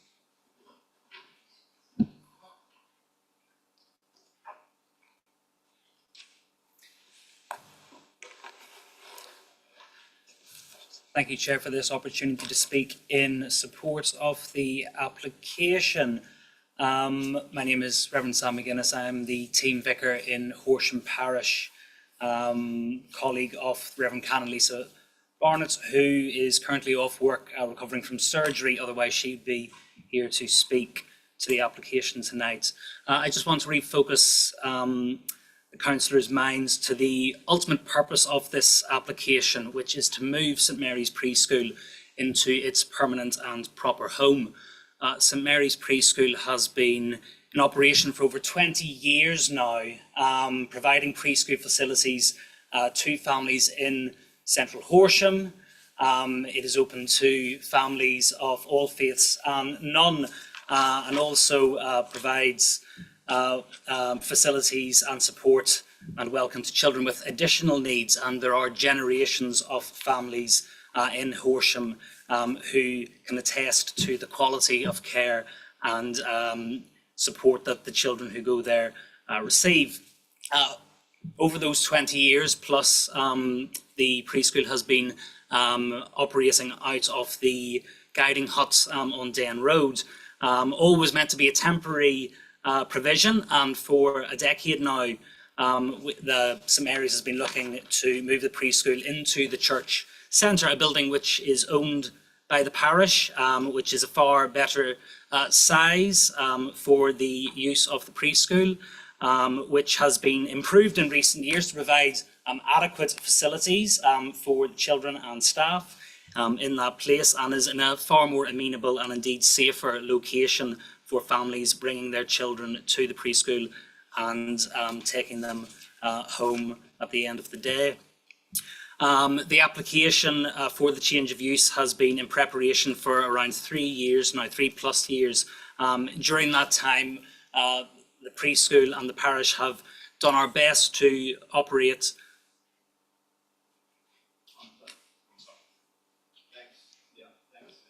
Thank you. Time's up.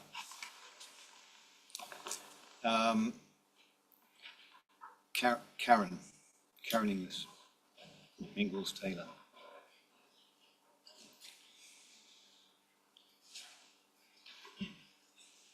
By the way, we'll keep the time up here. Thank you very much. I'm one of the managers at St Mary's Preschool. We're a small preschool. We typically have 24 children attending our morning sessions and generally fewer in the afternoons. We're owned by Horsham Parochial Church Council, but take children of all faiths and of no faith from across the community, including a number of children with additional needs. We're the only preschool in the town centre.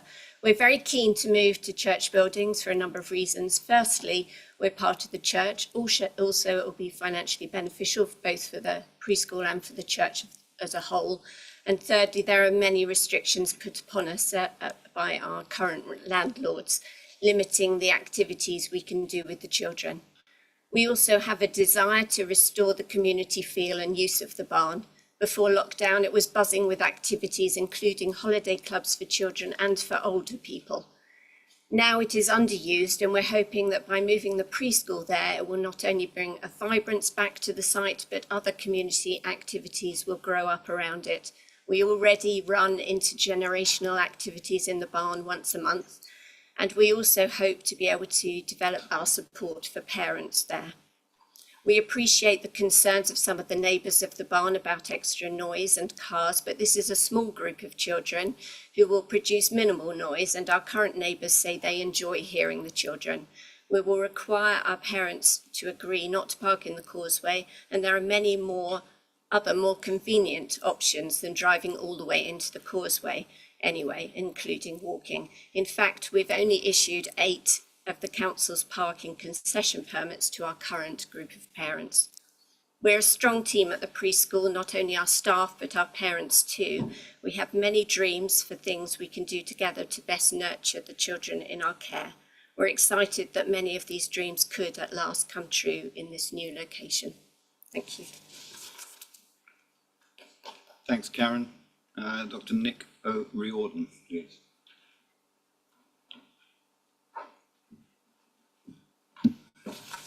Good evening, councillors and officers.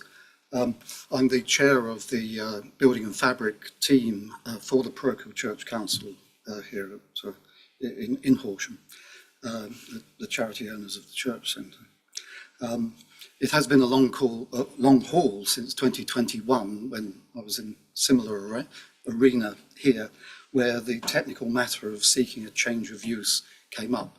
And in fact, in one of the documents the officers prepared, there is a plan of the church centre which explicitly has children's nursery in part of the building from an earlier map, probably from the 1980s, 1990s. So it was always a technical point in terms of the change of use. But we are pleased that we've satisfied the planning officers with our application, and we commend their recommendation and the contents of the report. We're pleased that we've satisfied you in relation to the planning matters. Thank you. Thank you, Nick. Right, we have Trudy Mitchell from the Den Neighbourhood Council with 5 minutes.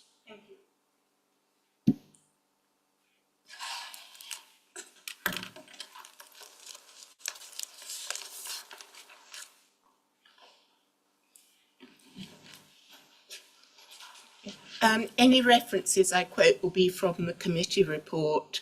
Item 311 states no response received from the parish council. Unsurprising, as I am sure you all know, there is no parish council for this area.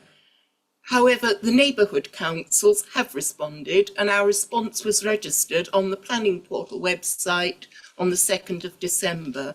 I hope this has actually been read and noted by the case officer. As stated in our response, we have no objection to the change of use, but we still have concerns about access arrangements and noise from the children, whose voices can be very penetrating. The noise impact report concentrates on vehicle noise, and we had asked for further information regarding soundproofing in relation to adjoining buildings. As a residential dwelling shares a party wall with the barn, there should be sound mitigation if required. This was actually mentioned in the original design and access statement, paragraph 7.33. Item 360 summarises the West Sussex Highways response. They appear to be unaware that the large car park at the rear is for permit holders only, and that it has a barrier and therefore cannot be used as a drop-off point.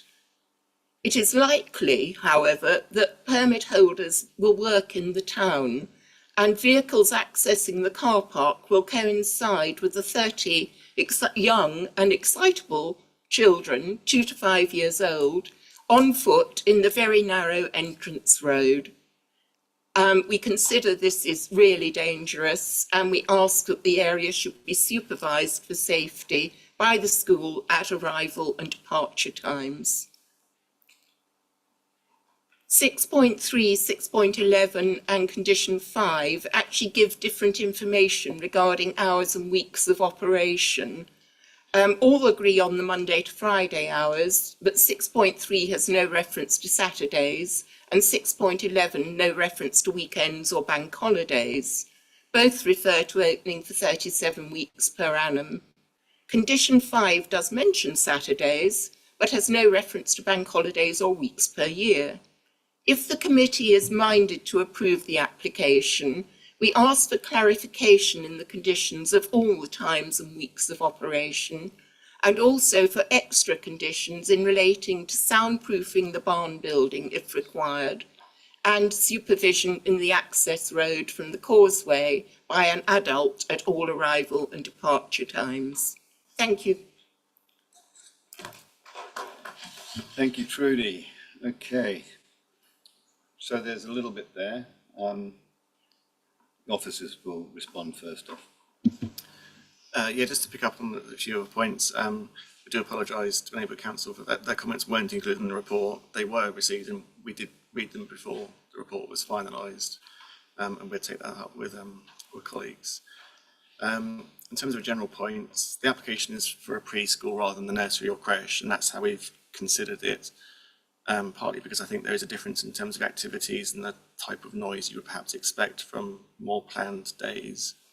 But the main point is that the recommendation feels that the limited opening hours between 8:30, 3:30 Monday to Thursday and the lesser hours on a Friday, that's what gives the control to make sure that the noise doesn't intrude into early morning or late evening when people may be more expected to be at home or there'd be lower background noise levels. The other consideration was that we were looking at the use being introduced into an existing community building which doesn't have any planning restrictions in terms of hours of use or capacity. There is a licensing condition on the premises which I believe restricts the use to 11 PM in the evenings, and the preschool use is well within that and unlikely to harmfully exceed existing background noise levels. In terms of the suggestions to the conditions, I feel the amendment to the condition 4 would better tie up the number of weeks per year the preschool can operate, and also introduce this restriction in the number of pupils that can be accommodated within the preschool. And the point in relation to condition 5 and the failure to reference bank and public holidays is, I think, a valid one. And condition 5 could be amended in terms of the third bullet point to say at no time on Saturdays or Sundays or bank and public holidays, should members feel that's necessary. Thank you. Thank you. So just to be clear, the condition is for 8:30 to 3:30 Monday to Thursday, 8:30 to 12:30 on Fridays, and at no time on Saturday and Sunday, and we can include bank holidays and public holidays for that. Okay, so the local members, who'd like to go first? Councillor Sweet. Oh, thank you. Well, I was just going to ask the officers if they could also comment on the neighborhood council's queries about access and also supervision of the entry points with the children. You know, the other points in addition to the noise.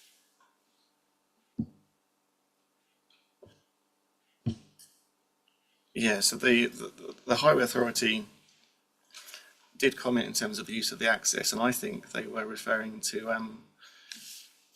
the part of the access that can be used before the barrier, and this area here within the red line. Oh, so you can't see the cursor, but it's where the cars are parked within the red line. I think the Highway Authority were referring to cars possibly using the access and using that as a drop-off point. That's not something which the application really encourages. And I think the expectation of the applicant is that although it's 30 children and absolute worst case scenario would be 30 cars dropping off and picking up, in reality it will be less than that simply because the site's in a reasonably accessible location, car parks around it, and there's better options including walking to and from the site. So I don't think that conflict around the service road would arise in reality simply because the preschool wouldn't want it to, in a way. What was the other point? It was about, there was another point about the supervising the children who are on foot, you know, to make sure that it's safe. Yeah, again, I think we haven't sought to condition that, probably because it's quite a difficult one to enforce. In terms of it's a soft measure, which I think would be up to the preschool operators to ensure safety. Yes, yeah. So the planning statement does talk about supervision being taking place on the causeway at drop-off times to minimise the risk of conflict. And I don't think as officers would want to go further than that as part of the application.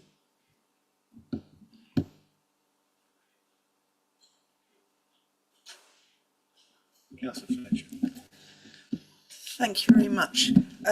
As has been mentioned before, it's been a very long road to get to this point. It's obviously a good thing that the church should be able to make good use of this building that's centrally located and offering a really valued service to the community. It's been an application that's had absolutely huge level of interest from the local community because of the very special position of the causeway, this medieval gem at the heart of town. It is a quiet and tranquil place, and residents have understandably been very concerned about both noise and traffic here. And I know there have been various efforts gone to look into this and to ensure that it's appropriate. There has been a noise management study, and it was with some surprise that to discover that it didn't actually look at the noise transmission into the adjoining building. There's also been a look at the traffic management, and West Sussex have concluded that it's not going to cause severe problems which to highway safety or capacity. And again, that's not surprising given this is a quiet dead end. However, there is the potential for there to be traffic issues, people parking along the causeway and so on. And I know that the preschool has had a system in place in its current position in Den Road to try to encourage parents and carers to either walk or park in an appropriate place. And so I would expect that they would be doing the same thing here. I wanted to ask the officers whether there is actually any restriction on us asking for the school to have a traffic management plan. It's very common for schools to have school travel plans, so that we can actually formalise that this is something that is going to be happening as part of the condition for operating. Yeah, so we did give consideration to that in our assessment, but we felt that because the use wasn't going to generate a significant amount of traffic, it wouldn't meet the threshold for a travel plan or traffic management plan. But if as members you felt one was necessary to accommodate the use in this location, you could impose a condition to secure pre-commencement. Yeah. I'd be very inclined to do this on the basis that it's not an extreme amount of traffic, but the capacity of the road and the entranceway is very, very limited. And it is a quiet and special place. And I think it's an entirely achievable and reasonable thing for the preschool to be able to do. So when we get there, I'd be inclined to put that forward as an amendment along with your proposed amendments to condition 4. I also want to follow up on the noise management. I mean, hopefully, most people, when they hear some very small children laughing and talking and playing in the outside area, will be happy to hear that sound. I know that's not a universally accepted thing, but in terms of the general ambient noise level, I'm inclined to feel that, accept for the work that's been done and that this is not going to be an issue. The area where I do have a concern about the noise is about the adjoining building, and it is an unusual position because it's a very large single-skinned wall on this old building. And I have to admit, I had thought that the noise assessment that was being done was going to be looking at this. So when it came back and ready to come to this committee, it was to my surprise that I realised that hadn't been included as part of the assessment work. So again, I want to ask the officers about this, because I think there are two things that we could potentially do that could help in this situation. There will obviously be some noise transmission. It's obvious that anyone who lives in the adjacent building will know that this is a building of community use, a very, very long-standing community use, and there will be some noise transmission. It's also true that I doubt that the small children will be the noisiest use of that building. However, the fact that they will be there every day during the week for 37 weeks a year means that it will be an increase in the duration of the noise for the residents next door.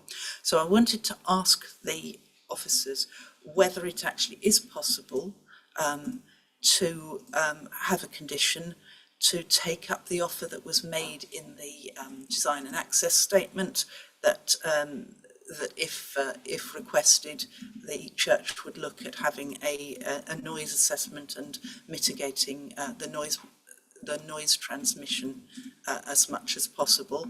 And again, whether there is actually any scope to have for the school to effectively have a noise management plan. I imagine it would be very straightforward, but just as a reminder that this is not sort of an unlimited shouting situation. So the consideration of noise was for officers linked to the existing community use of the building and also the proposed hours of use. And it's the proposed hours of use being controlled which gives the most certainty that noise will be contained to within those hours. Mm-hmm. In terms of the idea of more soundproofing along the bottom wall on this slide, it wasn't felt necessary for those reasons. In terms of taking up the church on their offer for soundproofing, I don't think we would want to condition a scheme for soundproofing because you don't know what it needs to achieve in terms of reducing noise levels. So the only way you could realistically look at doing it is to do a noise assessment once the use was up and running to establish whether that's causing a disturbance to neighbouring properties. But the difficulty with that is any soundproofing in this building would need illicit building consent as well. And it's not clear the extent you'd need to do it to meet discipline requirements and provide any attenuation, or even if attenuation is necessary. So we literally just approached it as it's the noise is controlled by the hours of use, which are reasonable times during the main part of the working week. And if future disturbance is such that it is causing harm, it could be investigated by environmental health should the need arise. I mean, I'm at this point, I'm sort of noting that whilst the report said that there'd been no complaints, it appears that that is not the case. I don't know what formal complaints were made when and by whom, but the reason this had come up the first time round was because it had been raised as an issue by residents on it. So we're, Sorry, I think I do hear your concerns, Councillor Fletcher. I think the difficulty is it's not something you can add by condition, because you'd have to do that assessment, see what the impact is. Is any net mitigation necessary? Would it require listed building consent? Is it acceptable in terms of listed building? You just simply can't do all of that by a condition. You know, if members felt it's crucial, that you really felt there was an issue and that there needed to be some kind of noise mitigation, you'd have to defer that, in my view, for that assessment to take place. Obviously, the officers are of the view that, you know, we have to be very mindful of what the existing lawful use of the building and what it can be used for at the moment under the existing use, with limited restrictions including operating late into the evening, and going back to what my colleague said around the level of activity and the limited hours of use, consider that's acceptable. But if members really felt that that was an issue, I would be concerned about just imposing a condition, because you just, there's too much to unravel within a condition. It would have to be explored further within a deferral, in my view. Thank you. If we were minded to defer it, you would say that it should be deferred so that an assessment of the noise level could be taken up? Yes, in relation to that wall, and what if any mitigations are required, and then you'd have to consult your conservation officer around, you know, and some, maybe it might be that they can't do something there because of the listed building. We simply don't know, and I think that's why it would have to be explored through a deferral rather than a condition. Thank you. So can we just be clear, what did the applicant offer to do on this? The supporting statement suggested they'd be willing to look at soundproofing along the bottom wall, along the party wall of a neighbour. And how would they address that as a listed building? Are they allowed to do that? It would probably need listed building consent separately to any resolution on this planning application. Yeah. So you could, in theory, you could approve a scheme of soundproofing as part of the planning application and just advise the applicant it also needs listed building consent. Yeah. They need both to be able to implement it. Yeah, I think if they've extended the offer, we should hold them to it. Yeah, so at the moment, we can't, a condition requiring soundproofing would be quite onerous because we don't know what the soundproofing needs to achieve.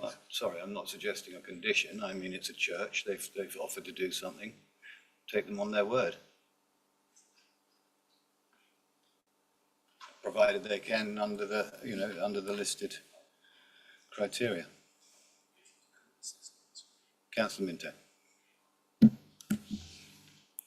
Thank you, Chair. So I'm just trying to piece together what I've heard.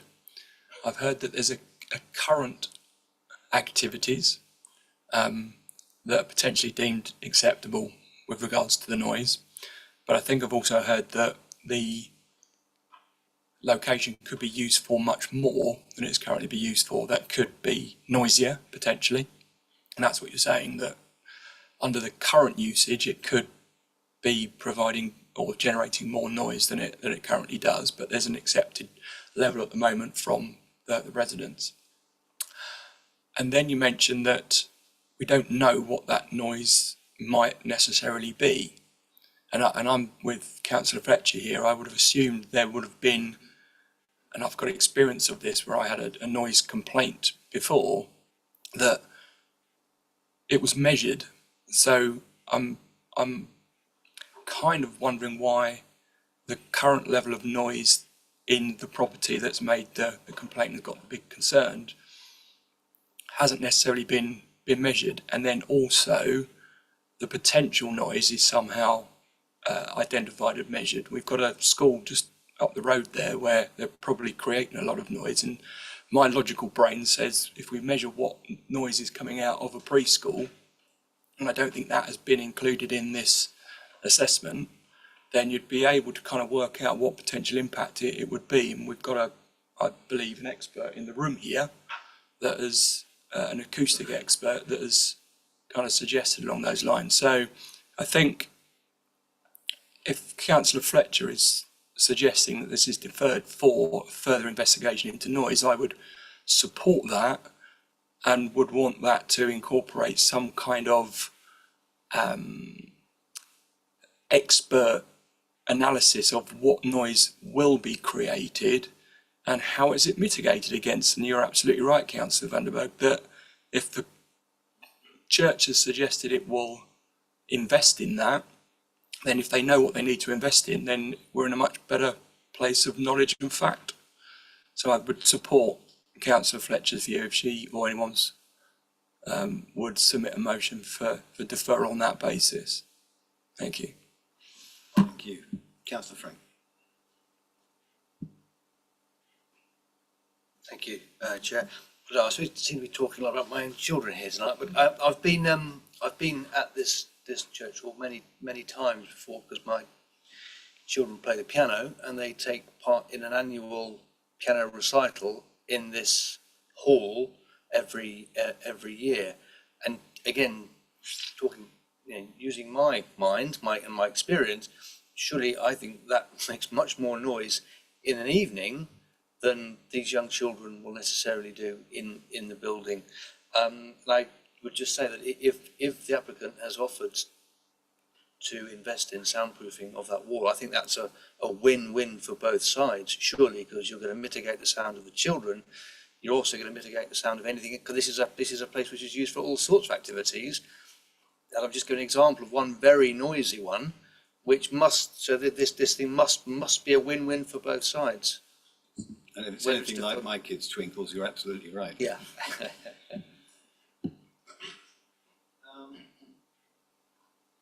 Councillor Skip.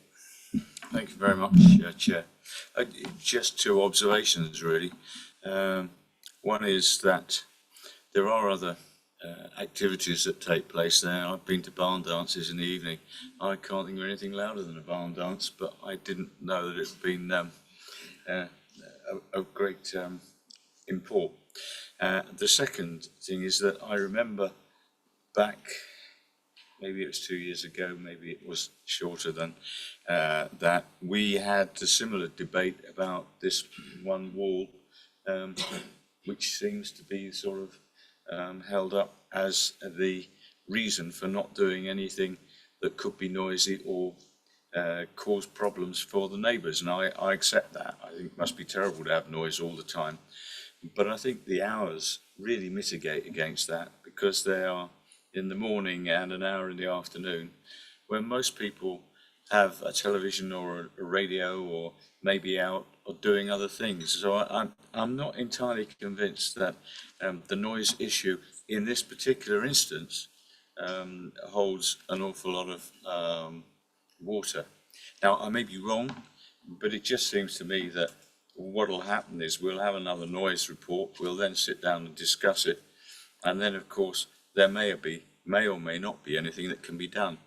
And of course all the time you've got a nursery school or a tiny preschool with 20 odd children, which I think in Den Road is actually more dangerous, watching them get out of their cars and opening the doors and cars coming up and down the road, than actually probably the causeway.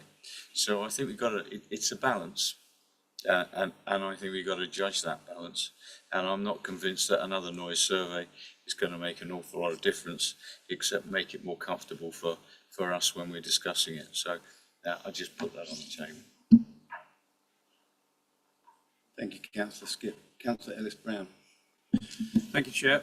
I may have missed something, but the report notes on section 3.8, HDC Environmental Health. A noise impact assessment has been received.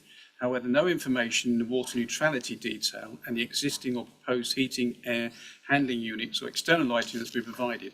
Without this information, the department cannot support the application. So you've got HDC Environmental Health not supporting the application. When you read the neutrality statement, water neutrality, it's been put forward that 430,680 litres of water per year was being used, but they took out the water tanks, etc. in July 2021. So for 2 years and 4 months, they haven't been using that level of water. So if you could conclude that for the 8 months they did, then the actual amount of water was used was not 413,000, but 275,000 litres, which is well below the figures that we said was acceptable. So I think there is a question mark here, and I may have missed something, and apologies if I have, but I think it actually doesn't meet the water neutrality, and that's been raised by the environmental officer as well, HDC Environmental.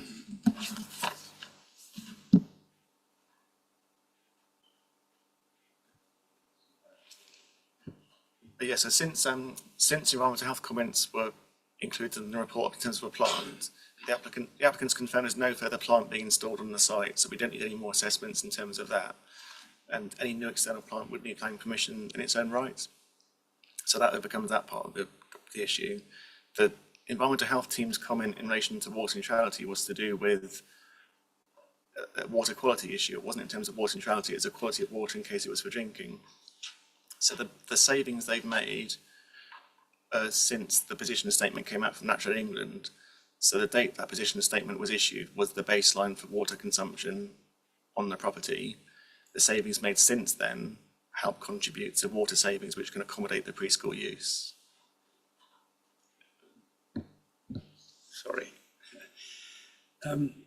The officers with HDC said water neutrality statement does not provide sufficient information. Doesn't mention there anything about the quality of the water. It says there is insufficient information to support the decision or the application. That's the first thing. The second thing is that I find it strange that they're claiming to use 413,000 litres of water per year, and that was based on the system was taken out 2 years and 4 months ago. So the basis on that it's only valid for 8 months of the year, so their water usage would be 275,000 litres, and therefore it fails on water neutrality.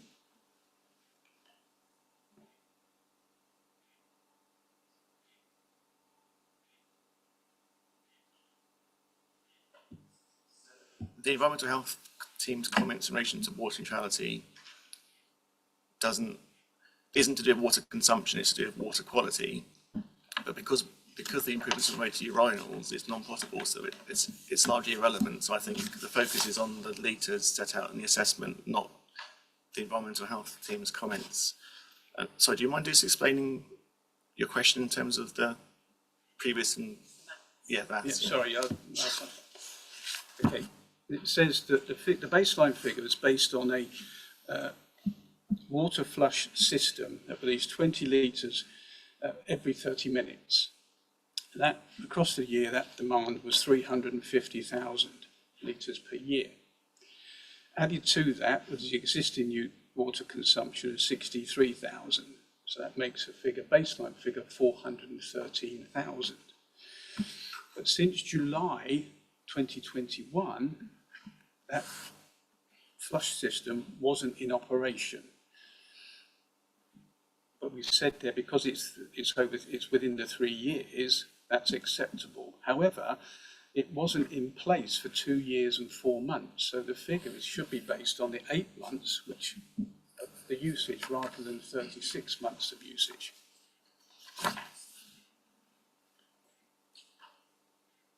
Sorry, have I not explained it well enough? Apologies if I have.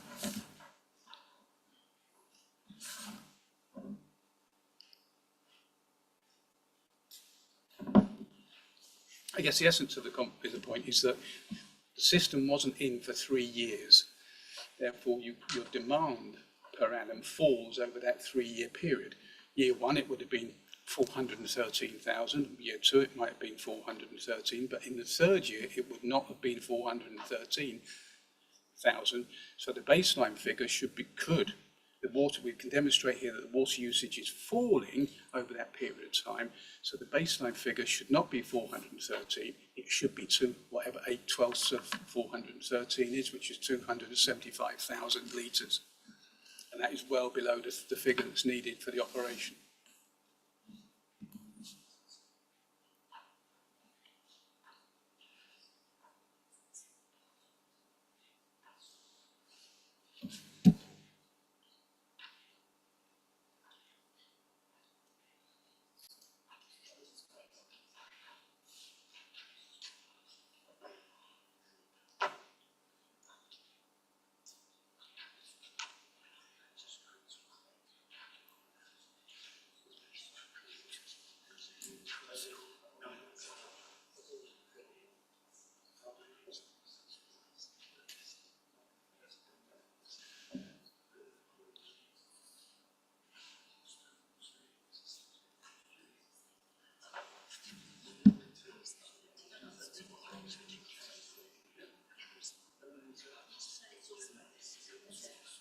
Yeah, so I think, sorry, it's simply hard to understand what your question was. So basically, for 413,000 being reduced is yes, sorry, so the 413,000 consumption is the worst case scenario, isn't it? Is what you're saying, that it reduced over time to 350,000. But so I think how we would seek to justify that is that the preschool use is looking at generating a total consumption of 271,000 litres per year, and the water consumption of the existing use is 6.26 is 63,000. Yeah. So those two combined is still less than the lower figure, the 350,000 of the lower figure. So even if you use that lower figure to be precautionary, the existing community use and the proposed preschool is still less than that. It's obviously there's less of a buffer zone there, but it's still a buffer there. So I think we could still demonstrate water neutrality, just not as neutral as it could have been. Thank you very much.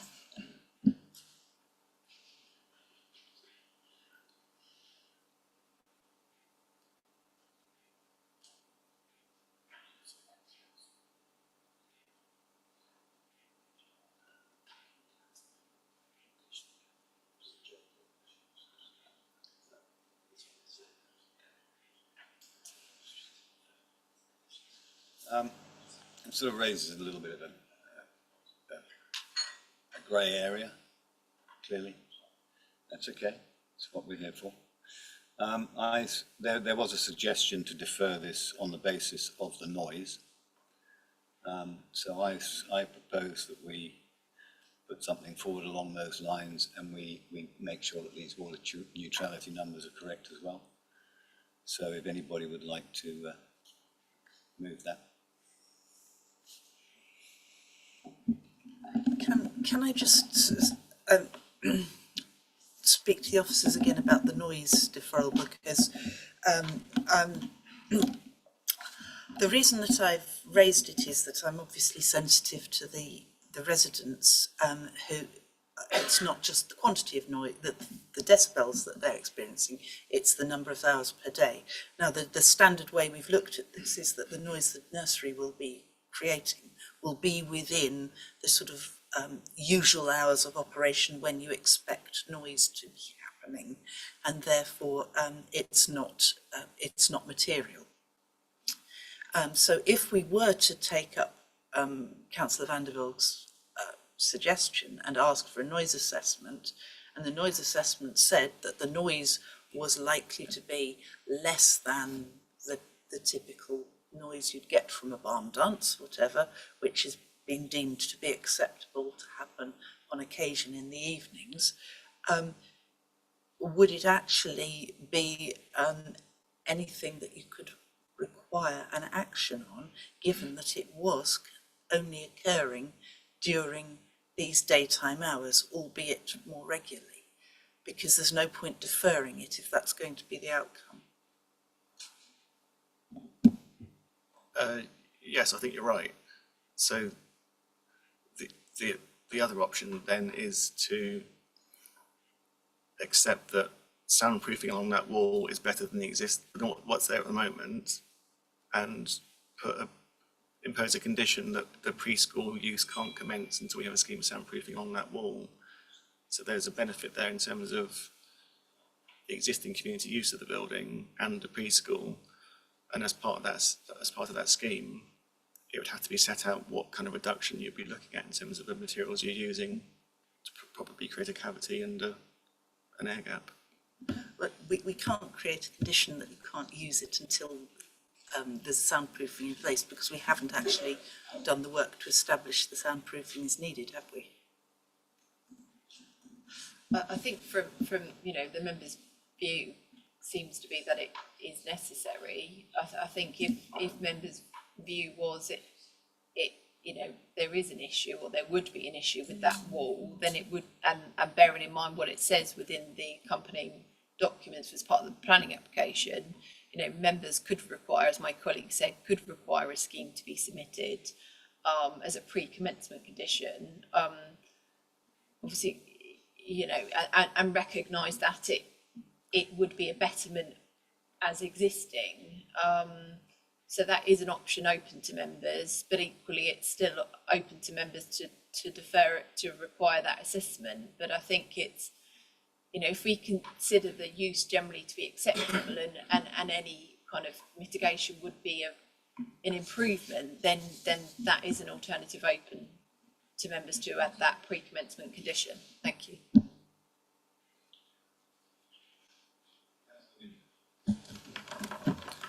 Thank you, Chair. Just to clarify the point I made earlier, the church has offered to provide soundproofing. Is that a centimetre thick? Is that 2 centimetres thick? Is it a foot thick? We don't know until we know what it's trying to mitigate against. That was my point for suggesting some further evidential support to identify what the potential increase in noise might be and to what extent soundproofing needs to be provided. I think that's quite a sensible, logical approach to do before anything happens. And if the church is happy to invest in that, which they said they are, unless it's, you know, ridiculously cost inhibitive, surely that's the right thing to do. Do a noise assessment, take into consideration what the potential noise would be, work out what the soundproofing needs to be. If the all adds up, then everyone's a winner. So I'd be quite happy to recommend deferral on that basis. Thank you. Do we know what the time frame is? Is it September they're aiming for to get kids in, or what's the? We're not aware, Chairman. Okay. In the back of my mind, this water neutrality uncertainty is actually more important given the level of opposition to this application. If our numbers aren't right, we're going to fall foul of that. So my gut feeling here is that we defer this and we get both the water neutrality numbers correct and understandable, and we give these guys an opportunity to do the work on the sound and put it in as and when.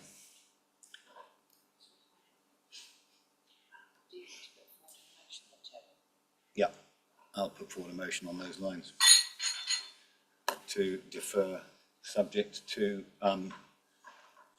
clarifying the water neutrality statement numbers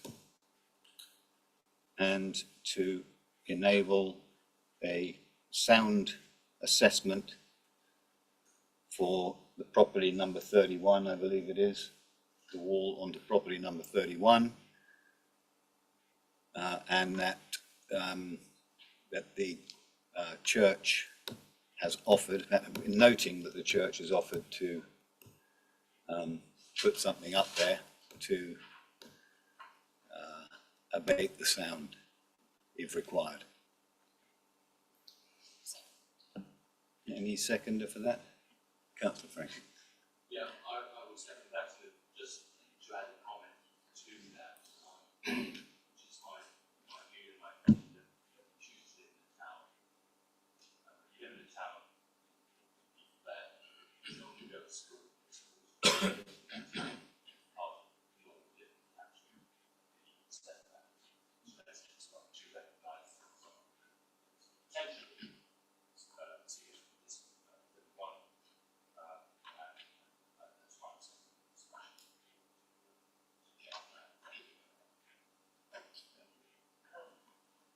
Chairman, sorry, just a comment. Would it be appropriate to put a duration or a time frame within this motion so that we have some idea when these results would come back to us and that this motion would then be put to the committee again? Yeah, look, that's not normally done. It has to follow the course of time in order for the right undertakings to happen. So I think what we would hope is that it can all come back to us as soon as possible. But that's that's under the control of others. But I think, as I say, for me, fundamentally, it's the water neutrality. There seems to be some confusion around that, and I don't think we're in a position where we can approve this until such time as we have a better understanding of that. So with that motion that I've outlined, would you just like to read it back, or is everybody clear on that? So it's a deferral. All those in favour?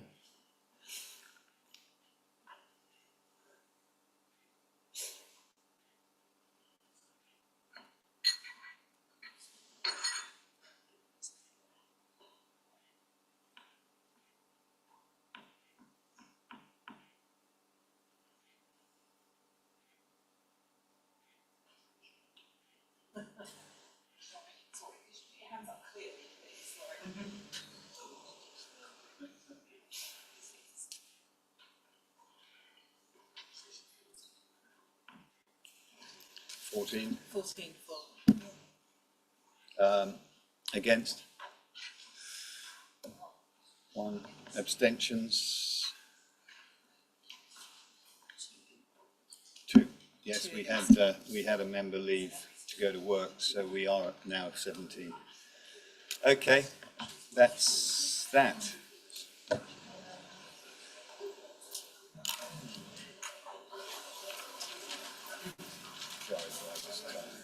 I'm uncomfortable with it. No, I would, I think, I mean, I personally don't have any issues.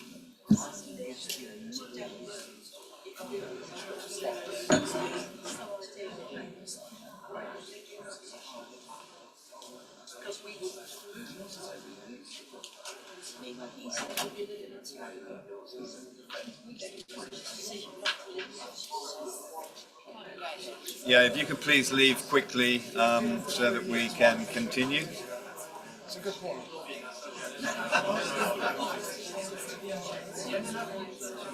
Thank you.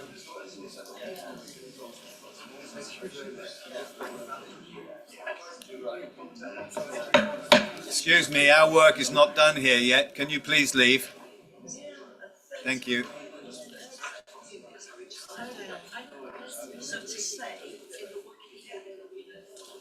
Good night.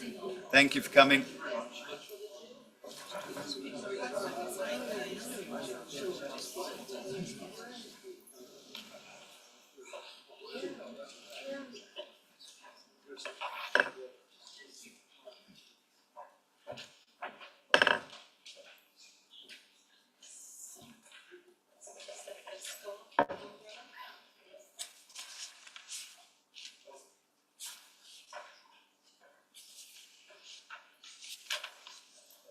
Okay.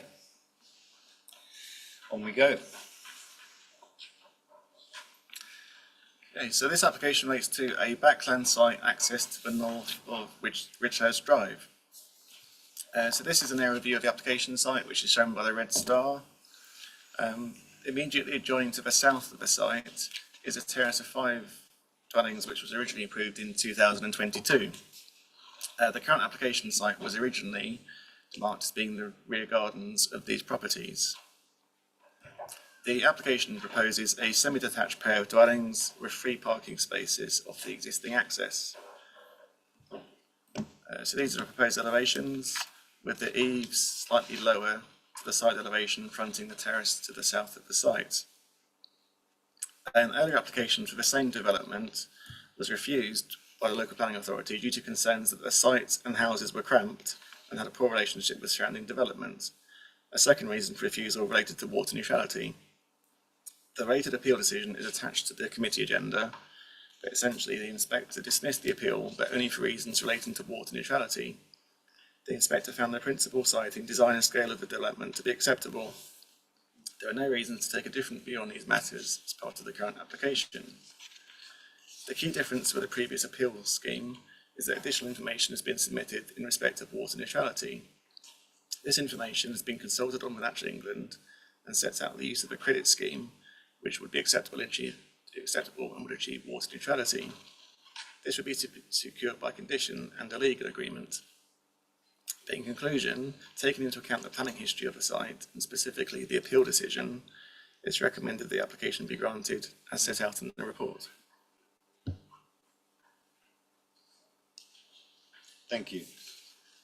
Do we have couple of speakers, member of the public and Ms Mitchell, back again for a long call. Okay, Darryl Jacobs, please. 2 minutes, Darryl. Thank you. I live at number 7 Ridgehurst Drive, which is immediately next door to the proposed development. You do need to know, if you didn't already, that this was always identified, in my opinion, as a site for 7 houses. Apply for 5 now and we'll slip another 2 in a few years' time. That seems to be the approach of some of these builders. The builder created the space for the extra 2 houses that he now wants to further develop by reducing the site by roughly half. He didn't have permission to do this. They cordoned off this area and it stayed like this for the last 3 years. It's unkempt, overgrown, and in fact it's been used as a dumping ground by the builders. There's all sorts of rubbish there. In addition to taking the garden space, the builder has also made lots of other unauthorised changes to the plans passed by the council in 2020. He's moved all the parking spaces. The materials used are inferior to what should have been used. For example, the parking areas should have been concrete pavers, not shingle. The private drive, which is breaking up and in a poor state, should have been topped in tarmac. There is no amenity bin storage area, no bicycle sheds or water butts, all conditions that were put on by the council to be done before anybody moved in. 2 years on, nothing's been done on that. So if you were to visit the site tomorrow, you would not recognise the layout from what the plans showed back in 2020. So we now have yet another application. It's all been, in my opinion, underhanded, deceitful, a manipulation of the planning system by the developers. So I would urge you, therefore, the council, in considering this matter, to use your discretion and refuse the application. The planning officers, they've got to, as you know, abide by all the complicated rules, and it's a bit of a tick box exercise, but I feel you can exercise discretion and come to a sensible decision about this. Thanks, Darryl. I believe it's inappropriate development. It's Thank you, Darryl. That's time, mate. Thank you. Sorry? That's your 2 minutes. Can I just finish? Wrap up? I think we got it. Yes? Yeah, no, all good, thanks. I was going to say quite a little bit more, but I would just finally want to say that I don't think this application is actually fit for purpose, because surely... That's it, Darryl, sorry, man. Surely there should be... I think we get the message. Thank you, Darryl. It's But okay. the message is that there's no plans. Please, there's nothing further for you to say. Your time's up. Thank you.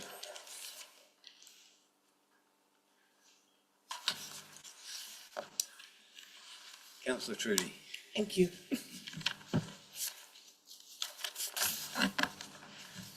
Right, I will echo some of what Darryl has just said. The site has a very complicated history with at least 8 applications in 4 years, including several variations of conditions, 2 enforcement cases and an appeal. It is notable that the only response in support of this application is not to support the extra houses, but to get rid of the mess and disruption created by the developer. The area intended to be back gardens for the terraced houses is being used as a dumping ground. The current application is very little different to the previous one, which was lost on appeal regarding water neutrality. That inspector did not consider the proposal constituted overdevelopment. However, does one inspector's opinion prohibit members from using overdevelopment as a reason for rejecting this application? I don't know. It is clear that surrounding residents consider this infill development completely changes the character of the area, and the slope of the land is more significant than appears in the plans. The proposed new houses in the centre of the site will overlook other properties in all directions. Upper floors will overlook the bungalow, number 9 at the rear, and will look down onto the new houses in River Terrace. Parking and access is already a problem, and the 3 extra parking spaces for the new semis will have to be fitted into the same area originally planned as 6 spaces for the 5 terraced houses. This gives a total of 9 parking spaces for 7 houses, which is insufficient. 3 of the parking spaces will be extremely close to the kitchens of the proposed houses, as they have no front garden to speak of, just the width of the porch. The current parking spaces are unallocated, which is likely to lead conflict. Even now, difficult manoeuvres are required to make use of some parking bays. Access to parking and the proposed houses is up a steep, narrow drive, originally intended just to reach the bungalow at the highest level. The drive is only wide enough for 1 vehicle, so if vehicles meet, one would have to reverse back out into Ridgehurst Drive. More traffic movements, in particular any large vehicles, will cause disturbance, especially to the occupants of the first terraced house, as its side wall immediately abuts the drive. We understand that there was a condition relating to building the terraced houses, that the parking spaces should have a hard surface, but the developer has still only provided bays with loose chippings. This is not satisfactory, as stones are progressively rolling downhill, and loose stones are hazardous for people walking down the drive. The condition of the access drive is already deteriorating with the additional vehicle movements. We are also concerned that construction work could cause access problems for number 9 and unreasonable disturbance for number 7. There is no reference in the application for refuse bin storage, and it is not clear if there will be a boundary fence between the semi-detached houses and the parking area, or if the border will be left open. There seem to be some steps as well on the site between the parking spaces and the houses. So how will bin storage be achieved? And will refuse vehicles actually have sufficient space to access the area, refuse collection vehicles? In summary, we firmly believe this application constitutes unacceptable overdevelopment of a previously pleasant area. The houses will be intrusive and the parking arrangements unmanageable. We note the case officer has recommended many conditions which should be applied if this application is agreed, but we request some amendments. Condition 12 regarding the parking landscape should include insistence on a hard surface for the whole parking area. Condition 13 refers to cycle parking spaces required for visitors, but it does not include how many. And we also request an additional condition for bin storage plans. It is very important that all these provisions will be in place before the houses are occupied. We trust any conditions will be strictly enforced and will not allow the avoidance which has been prevalent since this development started. Thank you.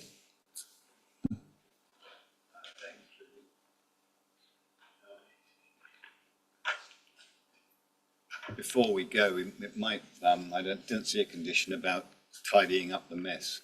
We might want to make sure that happens too, eh? Okay. Yes, why don't you respond? Yeah, just to pick up on a few points. Firstly, I don't think, well, this isn't a development which was particularly supported at officer level, which is reflected in the previous refusal of planning permission. And I think that the current recommendation is based entirely on the appeal decision, which was obviously only dismissed on water neutrality grounds. And I don't think we can create an argument whereby a future inspector would disregard the findings of a previous inspector for what's essentially the same scheme. So we are where we are in terms of recommendation. In terms of some of the other points, reference was made to breach of conditions on the neighbouring terrace to the south. That's certainly something we can take up with our compliance team to see whether it's been investigated or can be investigated. And in terms of some of the suggested amendments to conditions, I think condition 11, which requires a landscaping scheme, also requires details of hard surfacing across the site, and we can use that existing condition to secure a hard surface for the access road and the parking. An additional condition requiring a scheme of refuse storage can certainly be added, probably asking for a scheme of refuse storage, refuse and recycling storage with dwellings prior to their occupation. And in terms of the condition of the site, that can be monitored, and if necessary, and if no development takes place, the compliance team could look at serving a 215 notice if it needs it, which requires them to tidy up. Yeah. Yeah.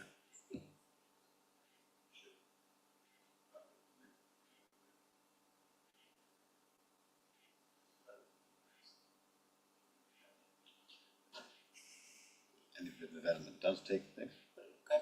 Will it? I don't know, that's a bit confusing. Well, we're thinking here. We're all happy that if they develop it, the mess will go. Yeah, I think the story is where the hell does it go? And if they don't develop it, we can make the mess go. It complies with the Okay. Thank you. Councillor Fletcher, you want to go up first up?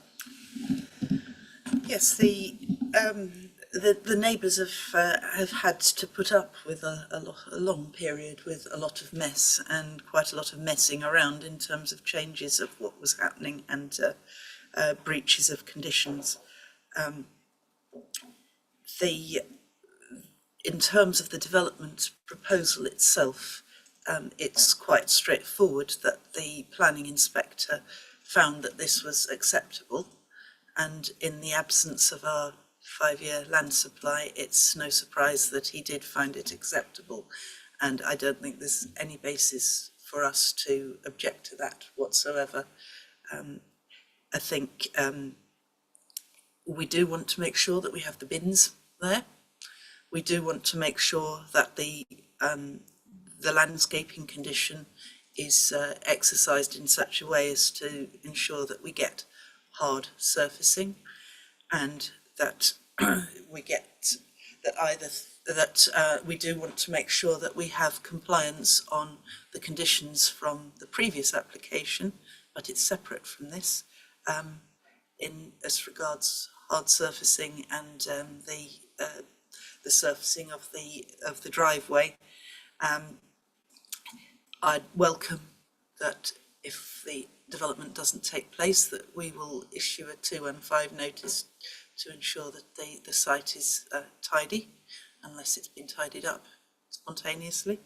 But I think it's fairly straightforward that the principle of the application has been tested at appeal, and we need to follow that. Thanks. Councillor Trott. No, sorry. Is this Councillor Sweeney?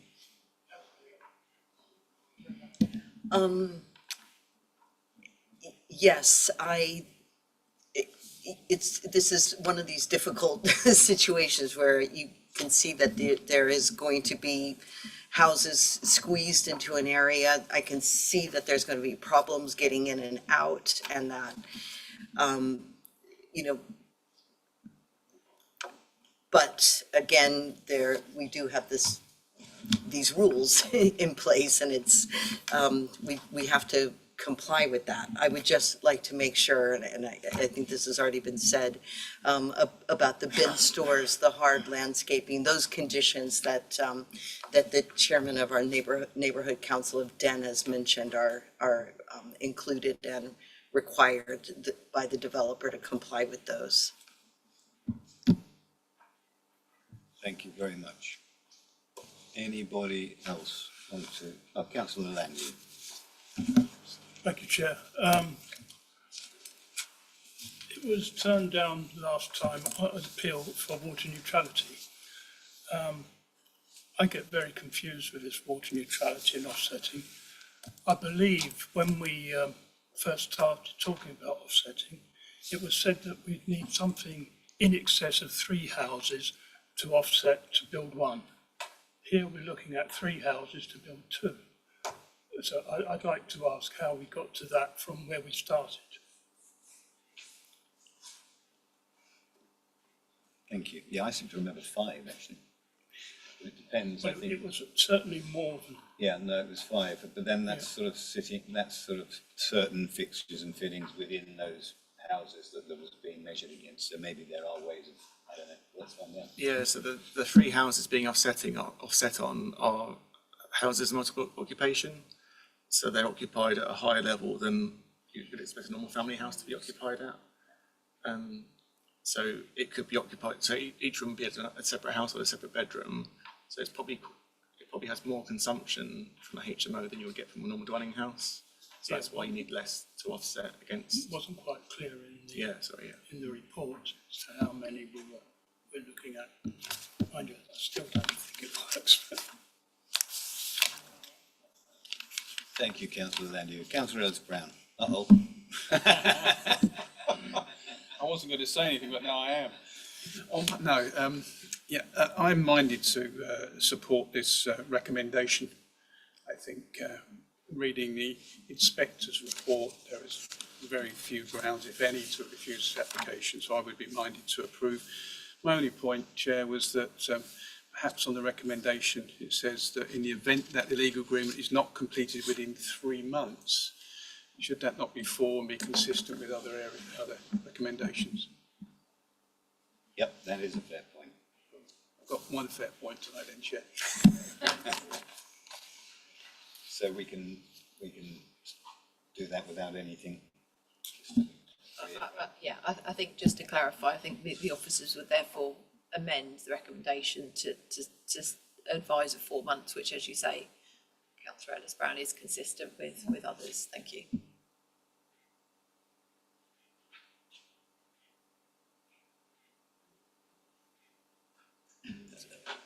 So are you looking for an amendment regarding the bins? Or do you think that's covered by the landscaping? I think just for due process, it would be beneficial if that was put forward as an alternative motion with that additional condition. I'm happy to put that forward.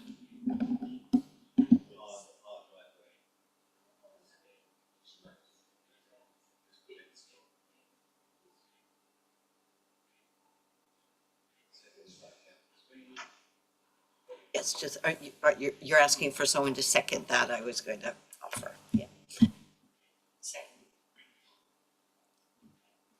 So the motion is to approve with the additional condition about the bin storage. All those in favour?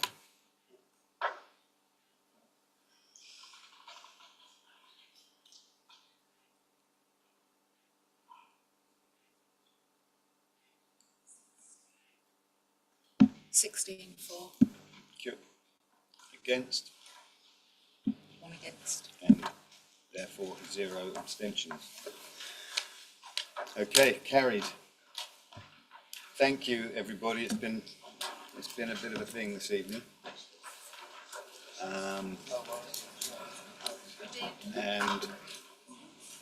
There is no urgent business. I think I'm right in saying that our committee meeting, if all goes to plan, will be the inaugural meeting in the new offices. So there you go. See you then. Oh, no. As it's the inaugural meeting, Chair, will there be biscuits? Depends how long the agenda is. Yeah. You'll have to talk to the CEO about that. Okay, meeting over at 8:26.